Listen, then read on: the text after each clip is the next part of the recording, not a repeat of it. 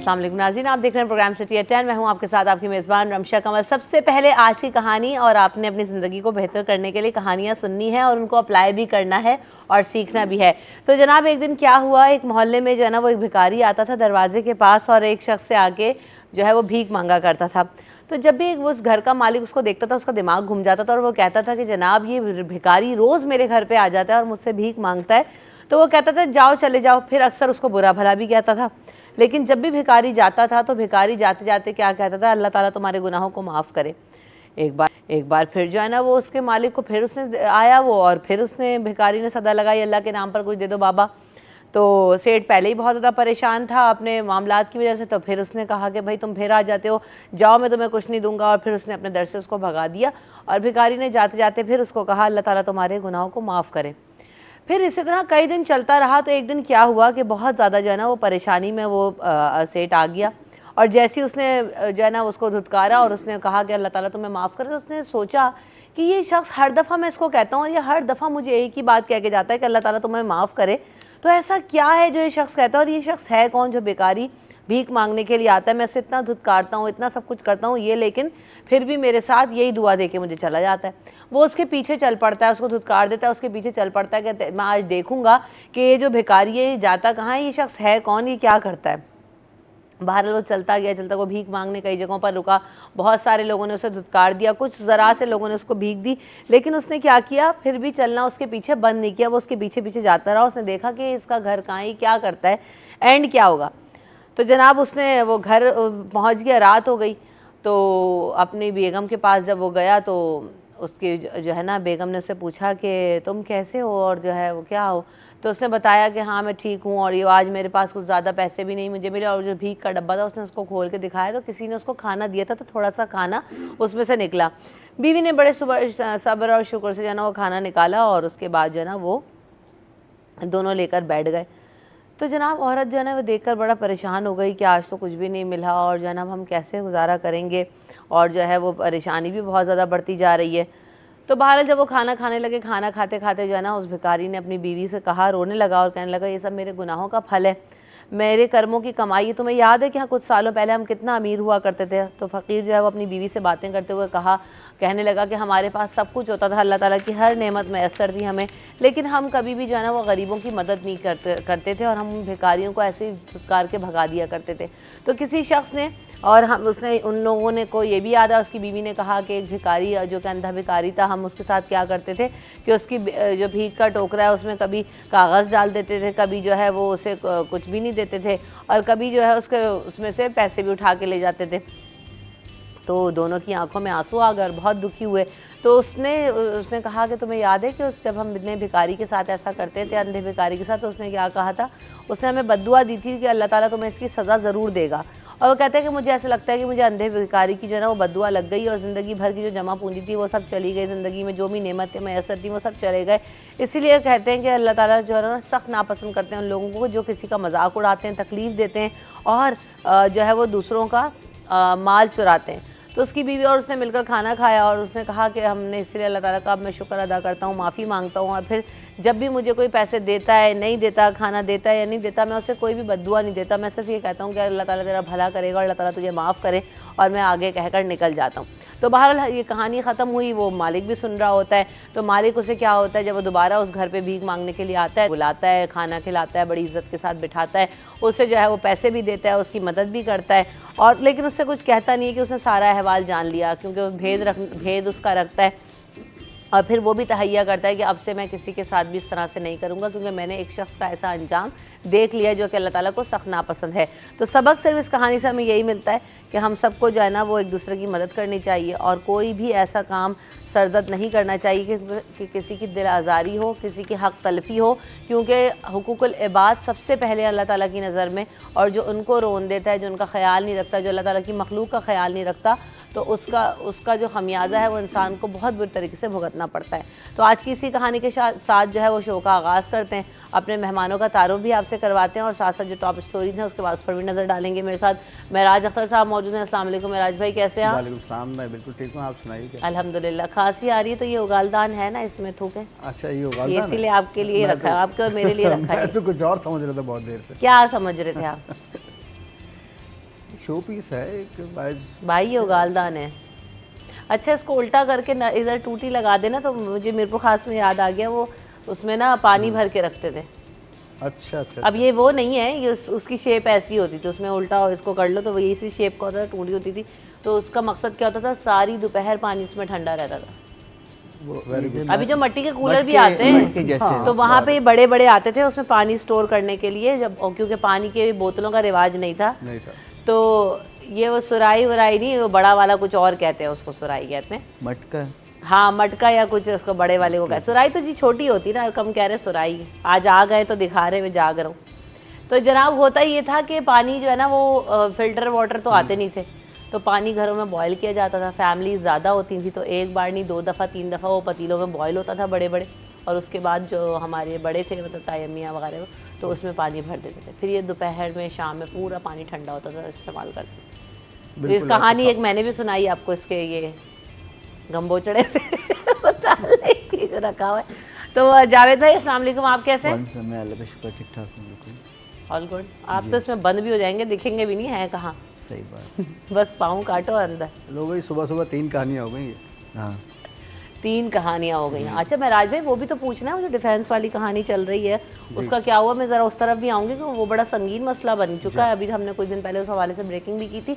ज़रा top stories पर नज़र डाल लेते हैं कि वो क्या क्या है। सबसे पहले जी ऑरेंज लाइन ग्रीन लाइन का जो है इंतज़ाम कर दिया गया और शर्जील इनाम मेमन साहब ने उसका इफ्तिताह कर दिया है। तो जनाब शर्जील इनाम मेमन साहब कहते हैं कि सिंध हुकूमत ने अवामी ज़रूरियात को मद्देनज़र रखते हुए अब्दुल सत्तार ईधी मरहूम के नाम से ऑरेंज लाइन और ग्रीन लाइन सिस्टम को मर्ज कर दिया और इसका नाम अब्दुल सत्तार ईधी के नाम से मंसूब कर दिया है। अब होगा ये कि ऑरेंज लाइन की जो तमाम बसेस हैं वो green line board office station तक जाएंगी ताकि रूट को एक्सपेंड किया जा सके और बसों की जो कमी थी उसको भी पूरा किया जा सके। अब पैदल चलने वाले जो मुसाफिर हैं वो पुल के ज़रिए ग्रीन लाइन में सवार हो जाएंगे और जो मुसाफिर ग्रीन लाइन से उतरकर औरंगी टाउन जाना चाहते हैं तो वो ऑरेंज लाइन बस के ज़रिए वहाँ जा सकेंगे। तो और सबसे अच्छी बात ये कि इस सहूलत से मुस्तफ़ीद होने वालों के लिए किराया कितना होगा? सिर्फ और सिर्फ 25 रुपये। तो बहुत ही सस्ते प्राइस में, मतलब आप समझ लें मुफ्ती आप तो सफ़र कर रहे हैं। तो ये बहुत एक अच्छी चीज़ हमें नज़र आई है जिसको हमें ज़रूर अप्रिशिएट करना चाहिए और हमने इसको शामिल भी किया है। उसके बाद अगली खबर जनाब है, लियारी में गैस की जो है वो 400 किलोमीटर जो पाइपलाइन है उसकी तजदीद का आगाज़ कर दिया गया है और 4 टाउन बॉर्डर स्टेशन के जो डिस्ट्रीब्यूशन नेटवर्क है उसको जो है उसकी तजदीद की जाएगी। तो लियारी की गैस लाइंस की बहाली पर मजमूई तौर पर 4.1 अरब रुपए लगाए जाएंगे और तेज़ी से आबादी में इजाफे की वजह से जो पुराना नेटवर्क है वो ख़राब हो गया। लाइनों की बहाली का काम मुकम्मल करना था, तो इस हवाले से जो बजट है वो भी पास कर दिया गया और काम भी आगाज़ जल्दी कर दिया जाएगा।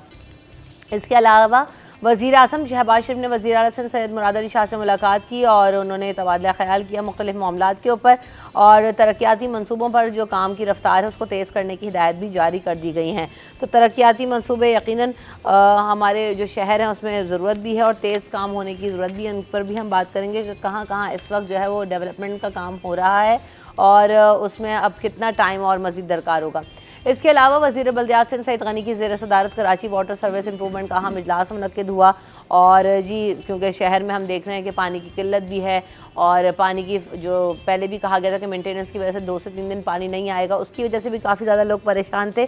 K4 मनसूबे के मज़ीद काम को तेज़ किया जाए और इसमें दरकार इजाफे को यकीनी बनाया जाए, ये कहा गया सईद गनी साहब की जानिब से। और ये कहा है कि water and sewerage improvement programme में दरपेश मसाइल को हल करने के लिए तमाम इदारों को मुश्तरका तौर पर बुलाया जाएगा, इजलास मुनक्किद किए जाएंगे और फौरी तौर पर इन तमाम मसाइल का हल निकाला जाएगा। तो एक ये भी हमें चीज़ नज़र आ रही है पानी के मसले पर। दूसरी तरफ ये कि कमिश्नर कराची साहब ने अब से कुछ दिन पहले इजलास बुलाया था जिसको हमने काफ़ी ज़्यादा डिस्कस भी किया था और आप तक खबरें भी पहुंचाई थी, लेकिन अब हुआ यह है कि कमिश्नर कराची साहब ने भी जाना, अब लग रहा ये है कि ताजिरों का आगे घुटने टेक दिए हैं क्योंकि जो सरकारी कीमतें हैं उसमें ही इजाफा कर दिया गया है, यानी जो सरकार की तरफ से कम रेट पर चीज़ों को मुख्तस किया गया था तो उस पर रिटेलर्स नहीं दे रहे थे, तो अब उल्टा हो गया कि सरकार उस रिटेलर्स के प्राइस पर आ गई है। अब तहफ़्फ़ुज़ात भी रिटेलर्स के ये था कि जी आपने ऐसे छूते से प्राइस रख दिए जो कि जो है वो रियलिस्टिक नहीं है और हम उन प्राइसेस पर नहीं बेच सकते चीज़ें। तो माश की दाल है वो भी 20 रुपये महंगी हो गई, 515 रुपये फ़ी किलो पे पहुंच गई है। मूंग की दाल में भी इजाफा हुआ है, मसूर चने की दाल, तकरीबन सब चीज़ों में 30 से 40 रुपये तक का इजाफा देखने में आ रहा है। इसके अलावा जो चावल हैं उसमें भी 17 रुपये का इजाफा देखा गया है। जो मसालेजात हैं उनकी भी नई सरकारी कीमत आई है और मसालों की कीमत में भी अच्छा खासा इजाफा हमें देखा जा रहा है, जो कि कमिश्नर कराची की जानिब से अब ये सरकारी प्राइस में भी महंगा हो गया है। इसके अलावा कराची में कितनी मवेशी मंडियाँ इस दफ़ा लगाई जा रही हैं और मवेशी मंडियों की तादाद में इजाफा कर दिया गया है, हम आज उस हवाले से भी बात करेंगे। कहाँ कहाँ और कितनी मंडियाँ लगाई जाएंगी, जानवर कैसे दस्तयाब होंगे, इन तमाम चीज़ों के बारे में भी आपको अपडेट देंगे। और साथ साथ एक और अपडेट ये भी है कि टिम्बर मार्केट में जो ताजिर हैं उन्होंने हड़ताल का ऐलान कर दिया है कि उन्होंने कहा है कि अगर हमारे कंटेनर्स क्लियर ना हुए तो उस पर आज कारोबार तो हम बंद रखेंगे ही, सड़कों पर भी आएंगे, एहतजाज भी करेंगे और ये एहतजाज जो कंटेनर्स की क्लियरेंस है उस तब तक जारी रहेगा। और उन्होंने ये भी कहा है कि नमाज जुम्मा के बाद नेशनल हाईवे पर एहतजाज करेंगे, सड़कें ब्लॉक करने के लिए भी उन्होंने इंदिया दे दिया है। तो जनाब, सबसे पहले मिराज अख्तर साहब, सवाल ये है कि ये अब्दुल सत्तार ईदी लाइन जो है अब ऑरेंज और ग्रीन लाइन इसको मर्ज कर दिया गया है, किराया जो है वो कम कर दिया गया है, इन तमाम चीज़ों पर बात करेंगे लेकिन वक्फे के बाद।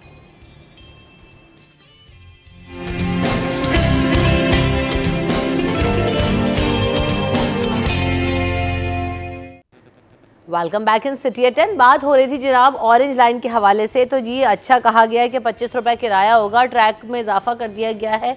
तो क्या इस सिस्टम को बेहतर करने के लिए कहा जा रहा है, क्योंकि सबसे बड़ा मसला ये नज़र आ रहा है कि कराची में बसेस की कमी है। अभी भी लोग ये कह रहे हैं कि और बसें और उनको पसंद भी बहुत कर रहे हैं, लोग सफ़र भी बहुत कर रहे हैं। तो आपका क्या ओपिनियन है इस बारे में मिराज अख्तर साहब? देखिए, एक तो बहुत अच्छी बात है कि सफरी सहूलियात हमें तो बिल्कुल मैसर थी नहीं, टूटी फूटी बसों में सफ़र करते थे और हमारे सामने हम देखते थे कि बस ऐसे हिलती हुई जा रही है कि किसी वक्त भी हादसे का शिकार हो सकती है और उसके बावजूद वो किराया भी लेते थे और उसमें लोग सफ़र भी करते थे। बहरहाल एक अच्छा साइन ये हुआ कि चलो जी ट्रैक बने, उसके बाद ग्रीन लाइन शुरू हुई, उसके बाद ऑरेंज लाइन शुरू हुई, बहुत अच्छी बात है। अब ये इसको मर्ज कर रहे हैं, ये बहुत अच्छी बात है, क्योंकि देखिए वो सुरजानी टाउन से नागन चौरंगी और नागन चौरंगी से नुमाइश तक जो है ग्रीन लाइन का रूट है, जो कि ट्रैक उसका बना हुआ तैयार है और गाड़ियाँ चल भी रही हैं। औरंगी टाउन वालों को ये परेशानी थी कि औरंगी टाउन वाले सिर्फ औरंगी टाउन से 3.5-4 किलोमीटर का जो ट्रैक है, जो कि board office matric board office से थोड़ा सा पहले आके जो है वो ख़त्म हो जाता है, बस वहाँ तक वो सफ़र कर सकते हैं। तो उसके बाद फिर उनको कनेक्टिंग दूसरी कोई गाड़ी या फिर रक्षा या फिर चिंची जो भी वो इस्तेमाल करना चाहे वो ले सकते थे।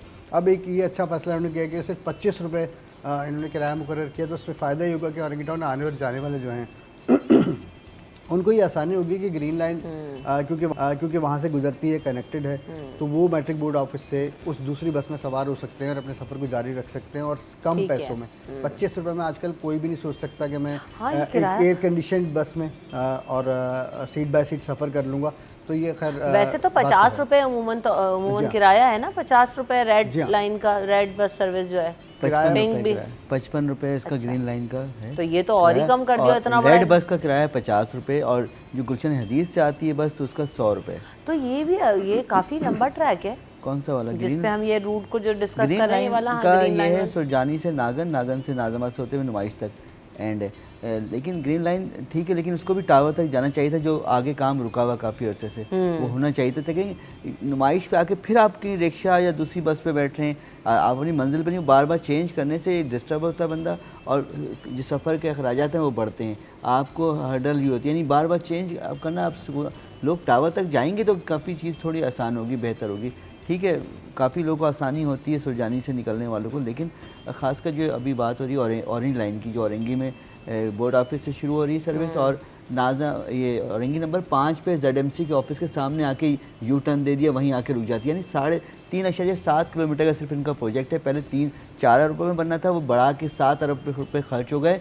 ऑरेंज लाइन डिपो है पापोश के पास, वहाँ इसकी खड़ी होती सारी बसें, लेकिन आपको पता है 1 से 2 बंदा सिर्फ बैठता है और जाता है, बस 1 से 2 बंदे के लिए, उसमें एक ड्राइवर भी शामिल होता है, तीसरा बंदा वो होता है ड्राइवर। अक्सर मैंने कई बार इन बसों को देखा है, आने जाने में से 1-2 बंदे बैठे होते हैं, क्योंकि ये फ्लॉप सर्विस हो गई है इनकी नाअहली, गफलत और सुस्ती की वजह से। कि इसको उन्होंने शुरू में कहा था कि इसको कनेक्ट करेंगे, जो बंदा नुमाइश पे जाना है ग्रीन लाइन पे या नागन पे जाना है, सुरजानी जाना है, वो इससे कनेक्ट हो जाएगा ग्रीन लाइन से, लेकिन ये अब तक कर नहीं पाए अमली तौर पे। अभी भी वो कर नहीं पाए, वो सिर्फ बातें उन्होंने की कि वो सिर्फ रायत दे के कह रहे हैं कि 25 रुपये, लेकिन लोगों को ख्वारी पूरी करनी पड़ेगी। वहाँ उतरेगा बंदा बोर्ड ऑफिस जिना यूनिवर्सिटी के सामने, जिना यूनिवर्सिटी बराए ख़वातीन के सामने उतरेगा और वहाँ से फिर पैर चल के कम अज़ कम उसको मैं बताऊँ को 5 से 550 मीटर पैदल चलना पड़ेगा उसको वहाँ इस लाइन से जुड़ने के लिए, इसको पहुँचने के लिए। तो इतनी ख्वारी करेगा। देखिए यहाँ लूट मार बहुत हो रही है जगह जगह, तो एक बंदा उतरे ख्वारी, इससे अच्छा लोग औरंगी वाले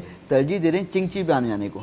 कि देखिए चिंची कहाँ तक चला जाता है? चिंची तो औरंगी में आपको कोने तक जाएगा, गुलशन बिहार तक जाएगा, 14 नंबर जाएगा आपका, औरंगी एल ब्लॉक जाएगा, 11:30 हर जगह जाएगी चिंची की सवारी। लेकिन ये औरंगी के शुरू में रुक जा रही है जाके ऑरेंज लाइन के बाद। तो ये नामुकम्मल मनसूबा है, अभी भी नामुकम्मल है। इसको आपने वहाँ से अगर बसें नहीं, इसकी ऑरेंज लाइन की बस नुमाइश तक नहीं पहुँची, ऑरेंज लाइन की बस सुरजानी तक नहीं जाई, तो ये मनसूबा अधूरा है, ये बेकार है मेरी नज़र में। ये आप बेवकूफ़ बना रहे हैं। जैसे वो मनसूबा आपका फ्लॉप हुआ, भले काफ़ी पहले का था, पार्किंग प्लाजा था जहाँ पार्किंग नहीं हो रही गाड़ी में। तो बहुत सारे ऐसे मनसूबे जिसको आप अमली तौर पे मुकम्मल नहीं कर रहे। मुझे ऐसा लगता है कि इसमें ना लोगों के सजेशंस भी लेने चाहिए। अब तो आसान है बहुत, ओपन पोल आप कर दें, आप रूट्स 2-4 बता दें, उसमें आप पोलिंग कर लें या आप सजेशंस लेना शुरू कर दें, तो आपको बहुत ज़्यादा आसानी हो जाएगी कि लोगों की मूवमेंट क्या है, लोग क्या चाह रहे हैं, कौन से रूट्स हैं। अभी भी नई बसें आनी है, 150 बसें, तो take it as a suggestion कि अभी बहुत सारे नए रूट्स पे लोग क्रेव कर रहे हैं कि यार हमारे इलाके में अभी तक नहीं आई है, हमें जाने में मुश्किल हो रही है।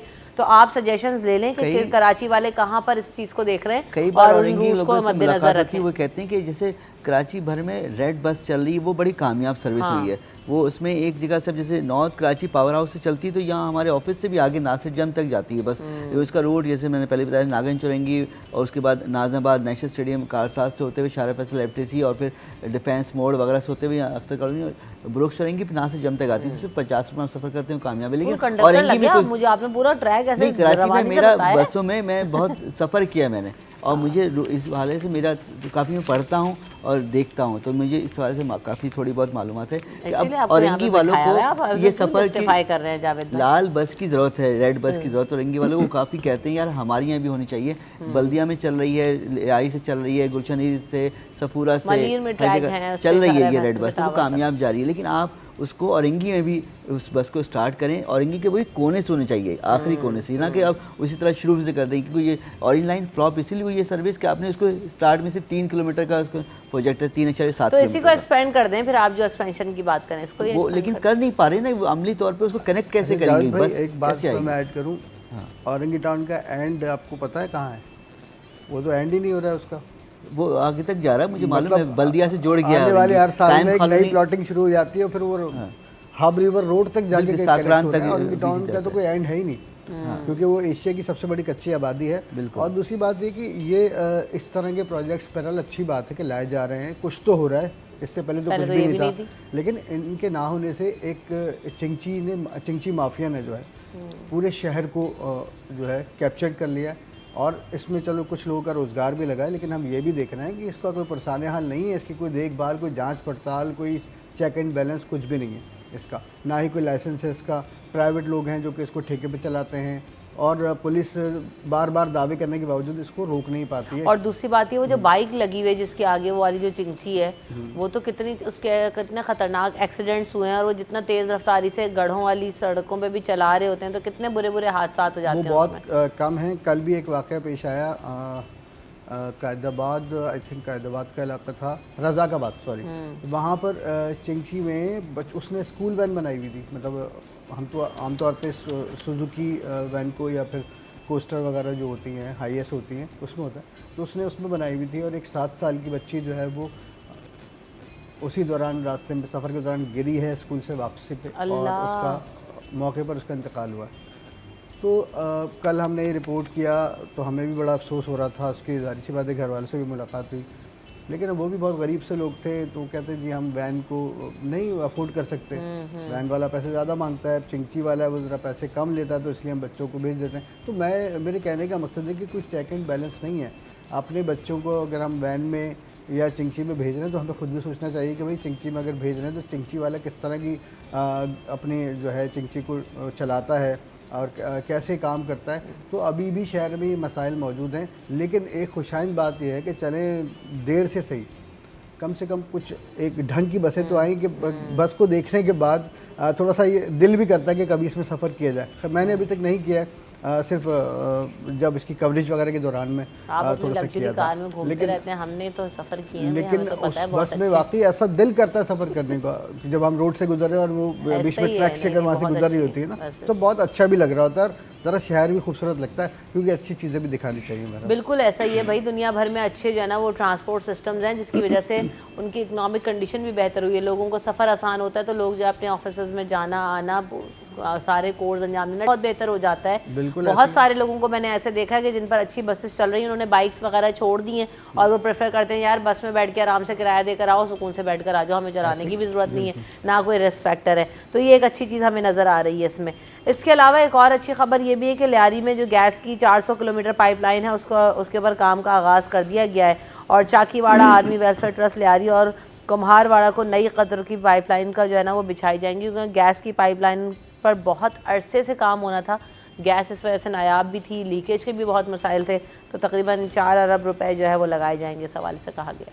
देखिए जी, सबसे पहली बात तो ये कि गैस की लाइन तो डल रही है, लेकिन आप खुद बताइए कि गैस है कहाँ शहर में। अगर अभी हम ओवरऑल इसीलिए तो नहीं है, गैस लीकेज है, चोरी है, ये सब चीज़ें भी तो है ना राज भाई, तभी तो गैस नायाब होती जा रही है। गैस बिल्कुल नायाब होती जा रही है और अब भी है। देखिए सर्दियों में तो समझ में आता है कि कोई मामला होते हैं, अब भी तो खैर अब आना तो शुरू हुई है थोड़ी थोड़ी, लेकिन अभी भी बहुत सारे इलाके ऐसे जहाँ पर गैस नहीं है। लेकिन चलें, लियारी की किस्मत बदल रही है, कुछ तो काम वहाँ पर हो रहा है। पहले भी जितने भी ज़ाहिर सी बात है 15 साल से तो एक ही सरकार है, जो सियासी जमात है वही हुक्मरान है, तो लियारी के लिए हमेशा से फैसले किए जाते रहे, लेकिन उनको मिला कुछ नहीं। अगर आप लियारी के अंदरूनी गलियों में और अंदरूनी इलाकों में सफ़र करें, लोगों से मिलें, तो वो आपको बहुत ही जो है ना परेशान हाल ही दिखाई देंगे और बुनियादी वसाइल की वजह से परेशान होंगे। और उन्होंने हुकूमत से और पीपल्स पार्टी से जो है ना काफ़ी ज़्यादा नाला भी नज़र आया और उन्होंने ओपनली कहा था कि हमारे जो मसाइल हल नहीं होते इसलिए हम वोट भी नहीं देंगे,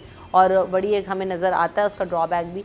लेकिन बहरहाल अब अच्छी बात है कि लियारी में जो मसाइल हैं उन पर काम होना ज़रूरी है, और लियारी क्या तमाम ही कराची के इलाकों में ये गैस पाइपलाइंस के इशूज़ हैं, पानी की लाइंस के इशूज़ हैं। इसके हवाले से एक इजलास भी हुआ है कि जो कराची में तरक्याती मनसूबों पर काम है वो इंतहाई सुस्त रफ्तारी से जारी है, जिसको तेज़ करने की हिदायत भी जारी की गई हैं। इस पर भी हम बात करेंगे, लेकिन वक्फे के बाद।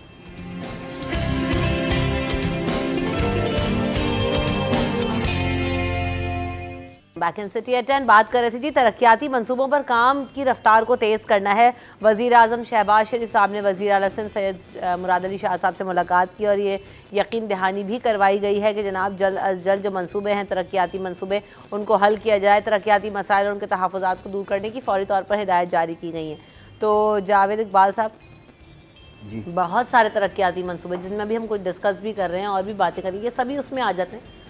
ये ग्रीन लाइन और ये गैस की पाइपलाइनों का, पानी का, बार बार सिंध गवर्नमेंट इस मंसूबे को हाईलाइट कर रही है। ठीक है, मलिक एक्सप्रेस वे को जो कराची यानी एक डिफेंस को दूसरे डिफेंस से मिलाएगा, जो 9 को 8 से मिलाएगा, असल इसका जो हदफ है वो यही है। अच्छा, लेकिन आम लोगों भी उस वजह से फ़ायदा हो जाएगा जो दरमियान में। अब पूरा कराची इस पर डिपेंड नहीं करे, जैसे पूरा कराची लियारी एक्सप्रेस वे पर डिपेंड नहीं करता। हमें इस तरह के और मंसूबे करने हैं, तो सिर्फ एक ही नहीं करना। और शहर में मैं बार बार सोचता हूँ, लोगों से कहता भी हूँ और कोड़ता भी रहता हूँ कि वो क्यों नहीं काम कर रहे। कराची में ट्रैफिक के लिए बहुत सारा काम करने की ज़रूरत है, यानी आपको PIDC, मेट्रोपोल, फुआरा, चरंगी और शाइन कॉम्प्लेक्स अंडरपास बनाने की ज़रूरत है। बहुत 10 साल पहले कहा था कि बनाएंगे, कि मेट्रोपोल पे काम होगा, PIDC पे होगा, लेकिन कोई अंडरपास बनाने की सोच नहीं है। और ये वाले जो इलाके हैं अपना, इसका पहले भी हमने डिस्कस किया था, बोल्टन मार्केट और जो सारा हब है इसको आप मतलब बनाएं, यहाँ पे 10 अरब रुपए खर्च करके सारी सड़कें बना दी, यानी आपका एम्प्रेस मार्केट से लेके पाकिस्तान चौक तक। आप इससे 7-8 साल पहले पीपल्स पार्टी की गवर्नमेंट मुस्तकिल है तो उन्होंने बना दी, सारे सेवरेज लाइन नहीं डाल दी, लेकिन जो काम करने का था वो एक नहीं किया ढंग का। कि कोई अंडरपास बनाते सदर में, एम्प्रेस मार्केट के आसपास, जैनब मार्केट के आसपास। भाई आपको तो जब आप सोचते हैं सदर से गुजरने का, तो आप सोचते हैं अगर वाइट कॉलर के साथ आप जा रहे हैं बाइक पे या भले बस में सफ़र कर रहे हैं, तो आपका कॉलर 1-1.5 घंटे में वहाँ काला हो जाना है, शूज़ गंदे हो जाएंगे, आपके कपड़े ख़राब हो जाएंगे, इतनी धूल मिट्टी वहाँ पे होती है, ये धुआं होता है गाड़ियों का। तो ये आप सोच नहीं रहे, वहाँ ट्रैफिक, गाड़ियाँ खड़ी रहने का मसले, आपने लोगों को तेज़ी से गुजरने का रास्ता वहाँ से दे नहीं रहे। ये कहाँ क्या कर रहे हैं। अच्छा, कितना अरसा हो गया कराची में कोई अंडरपास फ्लाईओवर नहीं बना। एक आखिरी बना जो इतना अजीब सा बना, बिगड़ा हुआ, जौहर वाला, उसकी वो तो मुझे इतना आज तक लंबा कर समझ दिया कि नहीं, वो लंबे एक का बच्चे क्या? ने एक आपने उसको देखा, उसमें मैंने वहाँ सड़क सफर नहीं है, किया वो मैंने एक टाइल्स बार। हैं उसमें, वो टाइल क्या लगाया। अच्छा, टाइल भी दूसरा नहीं है, पता नहीं टाइल जब आप ईंटें निकल बजरी। रहे हैं ना सफूरा के उससे एयरपोर्ट की तरफ जा रहे हैं, अगर सफारी पार्क की तरफ से आप उधर आ रहे हैं और एयरपोर्ट की तरफ से जा रहे हैं तो इतना लंबा है, निकलते निकलते काफ़ी टाइम आपको सर्फ हो रहा है। हालांकि अंडर पास का मतलब आप फ़ौरन निकल जाएं या लेफ्ट राइट कहीं भी जाना आप चले जाएं, वो चले ही जा रहा है। आपको आके पहलवान गोट की चौरंगी हबीब यूनिवर्सिटी के सामने जाके ही आपको कट मिलेगा। ये इस तरह का नहीं होना चाहिए। इतना लंबा अंडरपास कराची में कहीं भी नहीं है, मैंने लाहौर में इस्लामाबाद में कहीं नहीं देखा। क्या वजह उसकी इतना लंबा करने की? अच्छा, वो ख़त्म हो गया काम, उसके अलावा कोई और भी काम कर लो भाई, कुछ और भी कर लो। बहुत सारे काम करने को, बस सिर्फ मलिक एक्सप्रेस पे रो रहे हैं। आए दिन मैं देख रहा हूँ इजलास होता है काबीना का और बताया जाता है काम तेज़ हो रहा है, अगले साल अगस्त में कर देंगे, फरवरी में हो जाएगा। काम हो रहा है, तो भाई ठीक है, लेकिन हो मैं रहा कह है। रही हूँ जिस तरह एक्सप्रेस पे काम हो रहा है और बाकी मंसूबों के साथ भी ना एक्सप्रेस लगा दे तो शायद तेज़ हो जाए काम, क्योंकि इसमें तो हमें तेज़ी नज़र आ रही है, टाइमलाइंस दी गई पूरी भी की जा रही है, लेकिन बाकी जगहों पे हमने खास तौर पे वो जो हम बात करें ना यूनिवर्सिटी रोड पे, वो तो अभी तक भी बहुत बुरा हाल है मिराज भाई, और लोग उसकी वजह से बहुत ज़्यादा परेशान है, डिस्टर्ब है। यूनिवर्सिटी रोड का तो ऐसा हो गया कि बहुत सारे लोगों ने अब सफ़र करने तर्क कर दिया। ठीक है ना, वो साइड लेन देखते हैं, दूसरे एरिया से कनेक्ट हो जाते हैं, अपना सफ़र वहाँ से निपटा लेते हैं। वरना यहाँ ये जेल चौरंगी से और जो ख़ासतौर पे सब्ज़ी मंडी वाला रूट है, उसके बाद फिर हसन स्क्वायर, उसके बाद उससे आगे तो इतने परेशान कुन मामलात हो गए हैं कि हर वक्त एक तो ट्रैफिक वहाँ पे जाम रहता है, दूसरी बात सड़क का हाल बुरा हुआ है। तो बात यह है कि भाई हम तो इतनी सी रिक्वेस्ट कर रहे हैं कि मरीर एक्सप्रेस वे पर जो सारी तवानाइयाँ सर्फ हो रही हैं, तो इसका मतलब है कि आपके पास तवानाइयाँ मौजूद हैं। जब तवानाइयाँ मौजूद हैं, बजट मौजूद है, तो कम से कम वो जो दरमियान के शहर के दरमियान में जो प्रोजेक्ट्स हैं जिनसे एक आम आदमी और परेशान हो रहा है अपने दफ्तर जाने के लिए, काम पर जाने के लिए, अस्पताल जाने के लिए, तो उसको तो कोई आसानी फराहम कर दें खुदारा, उसको तो उस पर कोई नज़रसानी करें कि उसको कम से कम जल्द से जल्द कंप्लीट करें और उसके बाद किसी और नए प्रोजेक्ट पे जाएं जो कि पब्लिक के लिए आसानी का बायस भी बने। अब ये जो है तो ज़हनी अजियत का बायस बनता जा रहा है, क्योंकि मेरा ख्याल है कम से कम भी 2 साल से ज़ायद का अरसा हो गया है और अभी तक भी हमें ऐसा लगता है कि अगले 1 आध साल तक भी शायद ये कंप्लीट नहीं हो पाएगा। इसमें मेरा बहुत शदीद इसमें इख्तलाफ रहा इस रूट पे इनको रेड लाइन या बस नहीं चलानी चाहिए थी। देखें, आप नकल में भी अकल की ज़रूरत थी। आप क्या समझ रहे हैं कि आपने जैसे ग्रीन लाइन फेडरल गवर्नमेंट ने बनाया सुरजानी से नागन तक, इतनी चौड़ी सड़क है कि पाकिस्तान की सबसे चौड़ी सड़कों में शुमार होता है। इसका 320 फीट चौड़ी सड़क है और फिर नागन से लेकर सर सैयद कॉलेज नाज़माबाद चौरंगी तक भी चौड़ी सड़क है, जिसके बीच में बड़ा ग्रीन बेल्ट है और साइड में 2 सर्विस रोड खूब चौड़े से हैं, मेन रोड उसकी यानी 4 सड़क है उसकी बड़ी बड़ी। तो आपका यूनिवर्सिटी रोड उस लेवल का नहीं है, उसमें ग्रीन बेल्ट इतनी बड़ी नहीं है, बीच में सिर्फ मेरे ख्याल 5 से 6 फीट की ग्रीन बेल्ट होगी जो बीच में मेन 2 सड़कों के दरमियान में। अच्छा, सर्विस रोड उसकी है लेकिन उसके दरमियान भी कोई बड़ा ग्रीन बेल्ट नहीं है। तो ये सड़क 320 फीट चौड़ी नहीं है। आपने यहाँ बीच में ग्रीन बेल्ट में ही जो 6 फीट सिर्फ चौड़ी थी, आपने बीच में आप बस चला रहे हैं और कहीं कहीं ये बस 4 लाइन की होगी जहाँ पे आपने स्टॉप रखना है, स्टेशन बनाना है। तो आपने इस सड़क की रेड़ मार के रख दी है, जिसको आपने 7 साल 6 साल पहले पानी की तरह पैसा बहा कर बनाया था। जेल चौरंगी से लेकर सफूरा तक सड़क बन गई थी, अल्लाह अल्लाह करके बन गई थी, लेकिन उसकी आपने तबाह बर्बाद कर दिया। क्योंकि नया प्रोजेक्ट, नया मंसूबा, काम बढ़ाओ पैसे बनाओ।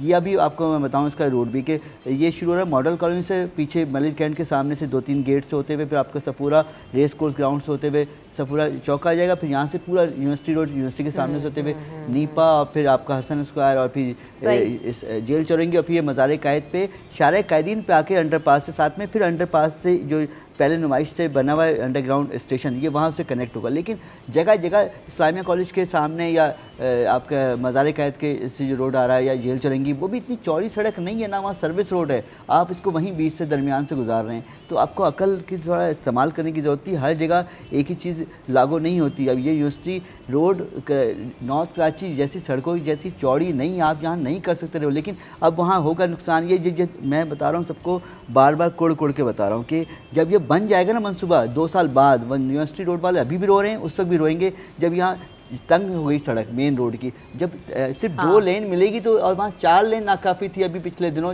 4 साल पहले तक, तो जब वो सिर्फ 2 लेन रह जाएगी बैतुल मुकर्रम मस्जिद के सामने या बहुत जगह जहाँ जहाँ स्टेशन बनेगा, तो वहाँ कैसे गाड़ियाँ गुजरेंगी 4 लेन की। सारे लोग जो कार ले चुके हैं वो अभी इतनी फौरी तौर पे नहीं बसों पे सफ़र करने जा रहे हैं। अभी भी नॉर्थ कराची के पूरे लोग या नाज़माबाद, नॉर्थ नाज़माबाद के पूरे लोग क्या ग्रीन लाइन पे तो सफ़र नहीं कर रहे। वो अपनी गाड़ियों में सफ़र करें क्योंकि वो आराम महसूस करते हैं उसमें। बसों में अभी भी उनको इतना एतबार नहीं है क्योंकि बस आगे तक नहीं जा रही, तो वहाँ भी पूरा गुलशन, जौहर और सफूरा या स्कीम 33 के लोग इस पर नहीं आ जाएंगे, मॉडल कॉलोनी के लोग सब लोग फ़ौरन नहीं आ जाएंगे। इस पर ये सोचने की ज़रूरत थी, लेकिन चूंकि काम बढ़ना था, पैसे बनने थे, तो बढ़ाते जाओ पैसे, काम बढ़ाते जाओ। अब ये तेज़ रफ्तार करने की हिदायत तो जारी कर दी गई है, पैसे भी जारी हो गए, लेकिन बात वही है कि इन कामों का मुकम्मल होने पर भी अब जो है ना वो फोर्स कर देना चाहिए। अब कह तो रहे हैं, लेकिन वल्लाह आलम अमल दरामद कब और कैसे होगा। 2-2.5 साल से तो वाकई जो प्रोजेक्ट्स चल रहे हैं हम चलता वही उनको देख रहे हैं और ज़्यादा तवील होते जा रहे हैं। वक्फे के बाद हाजिर होंगे।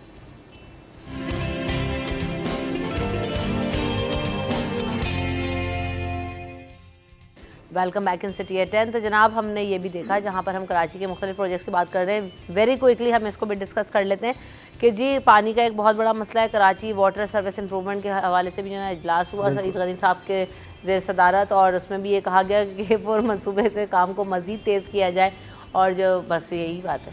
देखिए जी, मैं इस बारे में तो बिल्कुल ये कहूँगा कि इस वक्त कराची के शहरी जो है वो पानी की बूंद बूंद को तरस रहे हैं, लेकिन हैरत अंगेज़ तौर पर टैंकर माफिया जो कि अब रजिस्टर्ड है वाटर कॉरपोरेशन के साथ, और उसके बाद उनको तो पानी मिल रहा है, लेकिन अब शहर में पानी आने बंद हो गया। और मैं बिल्कुल ये कहूँगा कि ये मसनूई बिल्कुल जो है ना शहर में एक किल्लत पैदा की गई है, और इसके बाद जो है कमर्शियल पानी को जो है बेचा जा रहा है। कम से कम भी जो डबल और ट्रिपल टैंकर है वो 8,500 रुपये से क्रॉस कर चुका है। PCHS सोसाइटी में मेरी रिहाइश है, और मैं आपको बताऊं कि वहाँ पर माह रमज़ान से बिल्कुल पानी के जो है वो नहीं आ रहा, और उसकी कोई वजह भी समझ में नहीं आ रही। जब ज़्यादा प्रेशर इनको किया जाता है तो उसके बाद वॉलमैन आता है और 1-2 दिन पानी आना शुरू हो जाता है, इसका मतलब है कि लाइन में पानी है, और उसके बाद फिर वो पानी गायब हो जाता है। टैंकर्स डलवा के लोगों का बुरा हाल है। बहुत सारे इलाके ऐसे शहर में हैं कि जहाँ पर पानी बिल्कुल नहीं आ रहा है। उसमें मुख्तलिफ़ वजूहत बयान की जाती हैं कि भाई काम हो रहा है और लाइनें टूट गई थी, उनकी मरम्मत हो रही है, लेकिन ऐसा कुछ भी होता हुआ नज़र नहीं आ रहा। और वाटर कॉरपोरेशन की जो ज़ेर साया टैंकर्स हैं इस वक्त कराची में, सिर्फ वही हमें शहर भर में नज़र आ रहे हैं, और पानी को अपने मुँह मांगी कीमतों पर बेचा जा रहा है। इतनी लाइन लगी हुई है हाइड्रेंट्स पे कि आप आज अगर दोपहर में उनको कॉल करके बोलेंगे तो कम से कम 24 घंटे बाद आपका नंबर आएगा। पानी ख़रीदने की बात हो रही है बिल्कुल ऐसा और लाइन में पानी नहीं आ रहा, तो जिसका मकसद ये है कि ये भी एक करप्शन वाला मामला है। अच्छा, ये सीरियसनेस नज़र आ रही है इस हवाले से आपको कि जी गैस लियारी को भी हमने डिस्कस किया, सड़कों को हमने डिस्कस किया, तरक्याती मंसूबे, और अब पानी, तो लगता ये है कि सिंध हुकूमत इस वक्त नज़र आ रही है कि स्ट्रीमलाइन करना चाह रही है चीज़ों को, या ये बस इजलास हो रहे हैं, चीज़ें हो रही हैं, ख़बरें आ रही हैं। जावेद भाई आपका क्या कमेंट है? पिछले 15 साल से मुस्तकिल पीपल्स पार्टी की हुकूमत है सिंध में, तो ऐसा अब तक उन्होंने कुछ किया नहीं कि लोगों को कुछ ज़िंदगी में आसानी हो। पानी, बिजली तो खैर इनका काम नहीं है, लेकिन पानी और दूसरे सड़क या दूसरे मसाइल तो इनके हाथ में ना, इनके वसाइल इनके पास हैं, ये ज़िम्मेदार हैं उसके। तो अब तक आवाम को कुछ सहूलत मिलती नज़र नहीं आ रही। अब देख लेते हैं, अल्लाह करे कि कुछ बेहतरी आ जाए, लेकिन इम्कानात बहुत कम नज़र आ रहे हैं क्योंकि पानी के मसाइल बढ़ते जा रहे हैं रोज़ बरोज़। जैसे बताया मिराज भाई ने कि PCHS क्या कराची में हर इलाका पानी की किल्लत का शिकार है, और मसनूई किल्लत है बिल्कुल। और रिहायशी जो एक रेजिडेंशियल टैंकर होते हैं वो वाटर बोर्ड के रेट पे हैं, वो तो मिलना बहुत मुश्किल हो गया। लोग ऑनलाइन कंप्लेन पे बड़ी मुश्किल से कनेक्ट होकर अपनी वाटर बोर्ड की ऐप पे शिकायत लिखवा देते हैं पानी चाहिए, लेकिन पानी नहीं मिलता, 9-9 दिन बाद भी नहीं मिलता। मैंने आपको पहले ही बताया था कि पानी का बहुत मसला है बिल्कुल। हाँ, लेकिन इसको हल करना चाहिए, और भाई टैंकर माफिया से तो वाकई जान छुड़ाएं। जब लाइंस में पानी है, अवेलेबल है, तो आवाम को मिलना भी चाहिए। अच्छा, एक और चीज़ है जिसको स्किप नहीं कर सकते, वक्त कलील रह गया।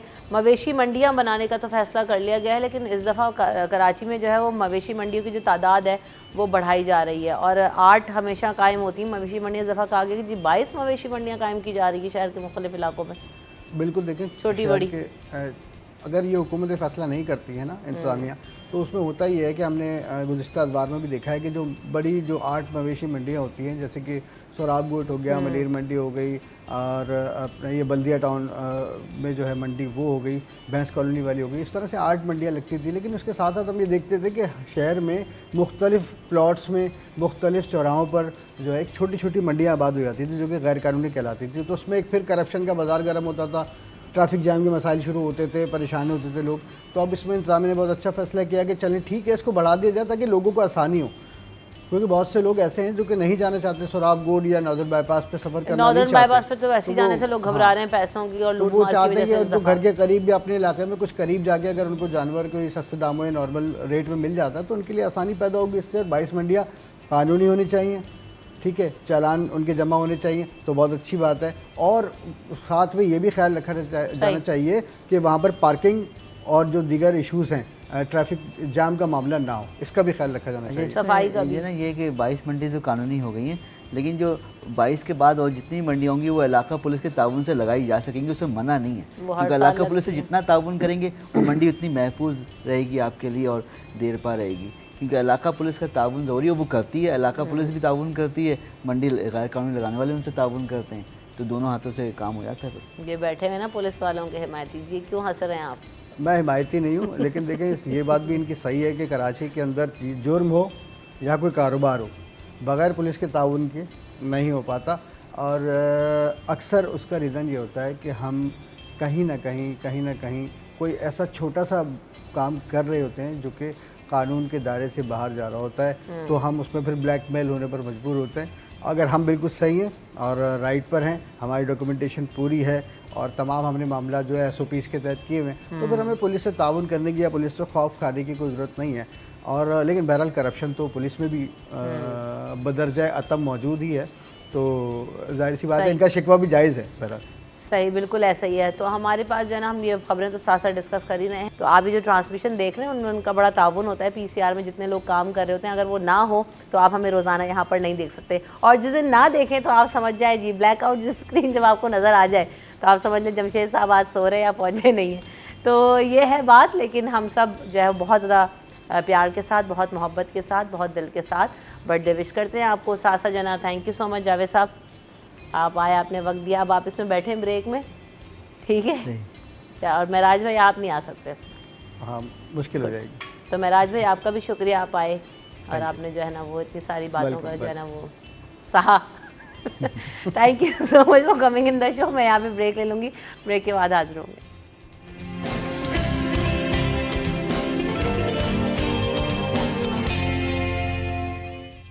Welcome back in city at 10। तो जनाब आज हम बात करेंगे वर्ल्ड हाइपरटेंशन डे आज मनाया जा रहा है। और हम जब हाइपरटेंशन की बात करते हैं तो हाइपरटेंशन से रिलेटेड बहुत सारी चीज़ें हैं जिनको हमें जानने की ज़रूरत है।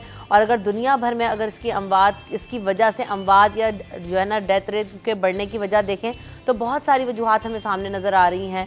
और उसकी एक बहुत बड़ी वजह ये कि ब्लड प्रेशर लोगों का शूट कर जाता है, टेंशन में चले जाते हैं, एंजाइटी में चले जाते हैं। और क्या सिम्टम्स होते हैं, हाइपरटेंशन है क्या, इसको क्योर किस तरह से कर सकते हैं, इससे बचाव कैसे मुमकिन है। डॉक्टर उज़मा हमीद साहब हमारे साथ मौजूद हैं, उनको वेलकम करते हैं शो में। अस्सलाम वालेकुम डॉक्टर उज़मा, कैसी हैं आप? अल्हम्दुलिल्लाह मैं ठीक ठाक। आज वर्ल्ड हाइपरटेंशन डे मनाया जा रहा है, क्या ज़रूरत है इसकी? और सबसे बड़ी बात तो ये कि हाइपरटेंशन है क्या? ओके, वर्ल्ड देखें आज जो अवेयरनेस डे होता है ना, एक्चुअली किसी भी बीमारी की हमने एक लोगों को अवेयरनेस देनी होती है कि ये है क्या, इससे क्या क्या नुकसानात हैं हमारी बॉडी पे। तो एक जो अच्छी चीज़ है, कुछ लोग इसको बड़े अच्छे पॉजिटिव वे में लेते हैं, कुछ सिर्फ लोग सुनते हैं और उस पर कोई सीरियस तवज्जो नहीं देते कि क्या करना चाहिए, कि ये एक छोटी सी बीमारी है लेकिन बहुत ज़्यादा आपके हर ऑर्गन को डैमेज कर सकती है। अच्छा, तो इसमें क्या सिम्टम्स होते हैं, आप क्या फील करते हैं? ये हाई ब्लड प्रेशर को ही कहते हैं या इसमें और भी चीज़ें मिलकर हाइपरटेंशन की तरफ लेके जाती हैं? देखिए, नॉर्मल ब्लड प्रेशर अगर हम देखें, नॉर्मल की मैं बात कर रही हूँ, जो जो अमेरिकन हार्ट एसोसिएशन ने बताया एक स्टैंडर्ड जो है वो है 120 से लेके 80 मिलीमीटर मरकरी। ठीक है, नॉर्मल ब्लड प्रेशर में इसको कंसीडर करते हैं, लेकिन ये वेरी करता है बच्चों में, औरतों में और बूढ़ों के अंदर फिर मुख्तलिफ हो सकता है। लेकिन हम एक वेरिएशन ये कहते हैं कि 120 से 180 तक होना चाहिए। अगर इससे ज़्यादा किसी का ब्लड प्रेशर मुसलसल ज़्यादा रह रहा है, जैसे 130, 130 और 90 आ रहा है, इसका मतलब है वो ब्लड प्रेशर उसका हाई आ रहा है। ठीक है, अब क्या क्या सिम्टम्स आपने पूछे, क्या क्या अलामात हो सकती हैं? सर में दर्द हो रहा है, आँखों के आगे अंधेरा आ रहा है, चक्कर आ रहे हैं, डबल नज़र आ रहा है, धुंधलापन नज़र आ रहा है, वॉमिटिंग की कैफियत हो सकती है। तो ये सारी चीज़ें हैं जो कि ब्लड प्रेशर को इंडिकेट करती हैं और आपको ज़रूर ये चेक करवाना चाहिए। मतलब इसको हल्का ना लें, क्योंकि अगर ब्लड प्रेशर मुसलसल बढ़ता रहेगा तो वो आपके नालियाँ जो कि खून लेके जाती हैं उस पर असरअंदाज होगा और फिर जो है वो कॉम्प्लिकेशंस में बनने जा अच्छा, जा आजकल सकता हम है। अपने माशरे में अगर देखें तो हर अगला बंदा जी हमें ब्लड प्रेशर में मुब्तला नज़र आता है, हाई ब्लड प्रेशर की कंप्लेन हमें लोगों में नज़र आ रही है। और सिंस वेरी यंग एज, आप 30-32 साल की उम्र में देखें तो जी ब्लड प्रेशर हाई है। भाई क्यों हाई है नहीं पता, तो इसकी क्या वजह है, क्या रीजंस हमारे सामने? देखिए, अगर रीज़न देखा जाए, सबसे पहले तो ब्लड प्रेशर ना 3 से 4 उसकी अकसाम है। जैसे कि प्राइमरी हाइपरटेंशन है। प्राइमरी हाइपरटेंशन का मतलब क्या है कि कोई ऑब्वियस कॉज हमें नहीं पता और ब्लड प्रेशर हाई रह रहा है। सेकेंडरी का मतलब है जैसे कोई दिल का मर्ज़ है या कोई किडनी प्रॉब्लम है या कोई हार्मोन से रिलेटेड कोई इशू है, उसकी वजह से ब्लड प्रेशर हाई हो रहा है। इसी तरह से एक रेजिस्टेंट ब्लड प्रेशर होता है कि वो दवाइयों को रिस्पॉन्स नहीं कर रहा होता है लेकिन ब्लड प्रेशर हाई हो रहा होता है। एक मैलिग्नेंट हाइपरटेंशन है। मैलिग्नेंट हाइपरटेंशन क्या है कि वो मुसलसल इतना ख़तरनाक हो गया है कि उससे अब ऑर्गन जैसे दिल मुतासिर हो रहा है, गुर्दे मुतासिर हो रहे हैं, ये है। फिर आपने नेक्स्ट क्वेश्चन जो पूछा था कि इसकी वजूहात क्या हैं। अगर वजूहात देखा जाए तो सबसे पहले अगर आप देखें नींद का पूरा ना होना, नींद पूरी नहीं होगी, स्ट्रेस में बंदा जाता है और ऐसे हार्मोन रिलीज़ होते हैं जो कि हमारी उन नालियों को मुतासर करते हैं जो खून लेके जाते हैं, ठीक है। इसी तरह से स्मोकिंग, जो कि आजकल हमारी यंग जनरेशन, चाहे वो मेल हो चाहे वो फीमेल हो, दोनों में बहुत कॉमन नज़र आती है और हमें नहीं पता उसके हमें कितने नुकसानात हमारी बॉडी पे हैं। जो हम यंगस्टर्स की बात करें ना कि हार्ट इश्यूज़ भी हो गए हैं। फिर सबसे इम्पॉर्टेंट चीज़ जो हमारे जंक फूड का इस्तेमाल है, ठीक है, इट डायरेक्टली नहीं लेकिन वो कोलेस्ट्रॉल हाई करेगा और कोलेस्ट्रॉल जाके नालियों में जमा होगा, उससे ब्लड प्रेशर हाई हो सकता है, ठीक है। इसी तरह से सबसे इम्पॉर्टेंट चीज़ कि हमने बिल्कुल चलना फिरना, फिजिकल एक्टिविटी ख़त्म कर दी है। हम बैठे रहते हैं, हम चाहते हैं हमें बेड पे ही पानी मिल जाए, बेड पे ही खाना मिल जाए और वहीं पे हम सो जाएं, कोई फिजिकल एक्टिविटी नहीं है। तो ये सारी वजूहात है, या ऐसी दवाइयों का इस्तेमाल, उससे भी ब्लड प्रेशर हाई हो सकता है। तो आपको हर चीज़ का अपनी एतदाल में रहते हुए हर चीज़ को अपनी ज़िंदगी में शामिल करना चाहिए ताकि आपकी ज़िंदगी हेल्दी उसकी तरफ रहे। बिल्कुल ऐसा ही है। आपने भी बातों में कहा कि जब सीरियस हो जाता है ये ब्लड प्रेशर इश्यूज होते हैं तो उसमें ऑर्गन भी डैमेज हो सकते हैं और क्रॉनिक सिचुएशन हो सकती है। कब इसको, क्योंकि हम ये होता है जी ब्लड प्रेशर की गोली खा रहे हैं, उमूमन हमारी एक गोली प्रेस्क्राइब कर देते हैं और फौरी तौर पे लोग खा रहे होते हैं। ये प्रैक्टिस किस हद तक ठीक है? और दूसरी बात, ये क्रॉनिक सिचुएशन अगर हो रही है तो कैसे पता चलता है, उसमें क्या होता है और फिर किस तरह से मरीज़ को या उनके जो केयर टेकर्स हैं उनको रिस्पॉन्ड करना चाहिए? सबसे पहले जो आपने बात कही ना कि जो लोग, जो मैंने ऑब्जर्व किया है कि लोगों को हम दवाइयाँ देते हैं ब्लड प्रेशर की, वो कहते हैं कि हम इससे आदी हो जाएंगे, हम दवाइयाँ नहीं खाएंगे। जो अमूमन हमारे पास पेशेंट आते हैं, और कुछ लोग इतना खा रहे होते हैं कि मैंने देखा जी। तो एक तो सबसे पहली बात ये है कि अगर आपको डॉक्टर दवा देता है, वो आपको ब्लड प्रेशर कंट्रोल करने के लिए दवा देता है। आपने ऐसा नहीं करना कि आपका जब ब्लड प्रेशर हाई हो आपने तब खा ली। आपने अगर देखिए, आपका फिजिशियन बेहतर तौर पे जानते हैं कि आपको डेली बेसिस पे रिक्वायरमेंट है या कभी कभी होता है कि कोई स्ट्रेस रिलेटेड चीज़ है, उसमें ब्लड प्रेशर हाई हो गया तो आपने उसको रिलीव कर दिया कि मतलब उसका एक परमानेंट बेसिस पे ब्लड प्रेशर हाई नहीं जा रहा। तो ये डिपेंड करेगा कि आपको डेली बेसिस पे टैबलेट लेनी है या आपने कभी ज़रूरत पड़ी कि कोई वर्क रिलेटेड इशू है, स्ट्रेस है, उसकी वजह से हुई। फिर क्या होता है कि अगर आपको ब्लड प्रेशर चेक करना बहुत ज़रूरी है। ऐसा होता है ना कि 6 महीने तक लोग ब्लड प्रेशर के मरीज़ हैं और चेक ही नहीं करवाते। सर में दर्द हुआ, आपने सर दर्द की गोली खा ली। सर दर्द क्यों हो रहा है? अगर आप ब्लड प्रेशर के मरीज़ हैं, आपने वो नहीं किया, क्या पता उस वक्त आपका ब्लड प्रेशर हाई हो और इससे बड़ी बड़ी सीरियस कॉम्प्लिकेशंस हो जाती हैं। अल्लाह ना करे ब्रेन हैमरेज हो सकता है अगर आपने उसको कंट्रोल नहीं किया। सही।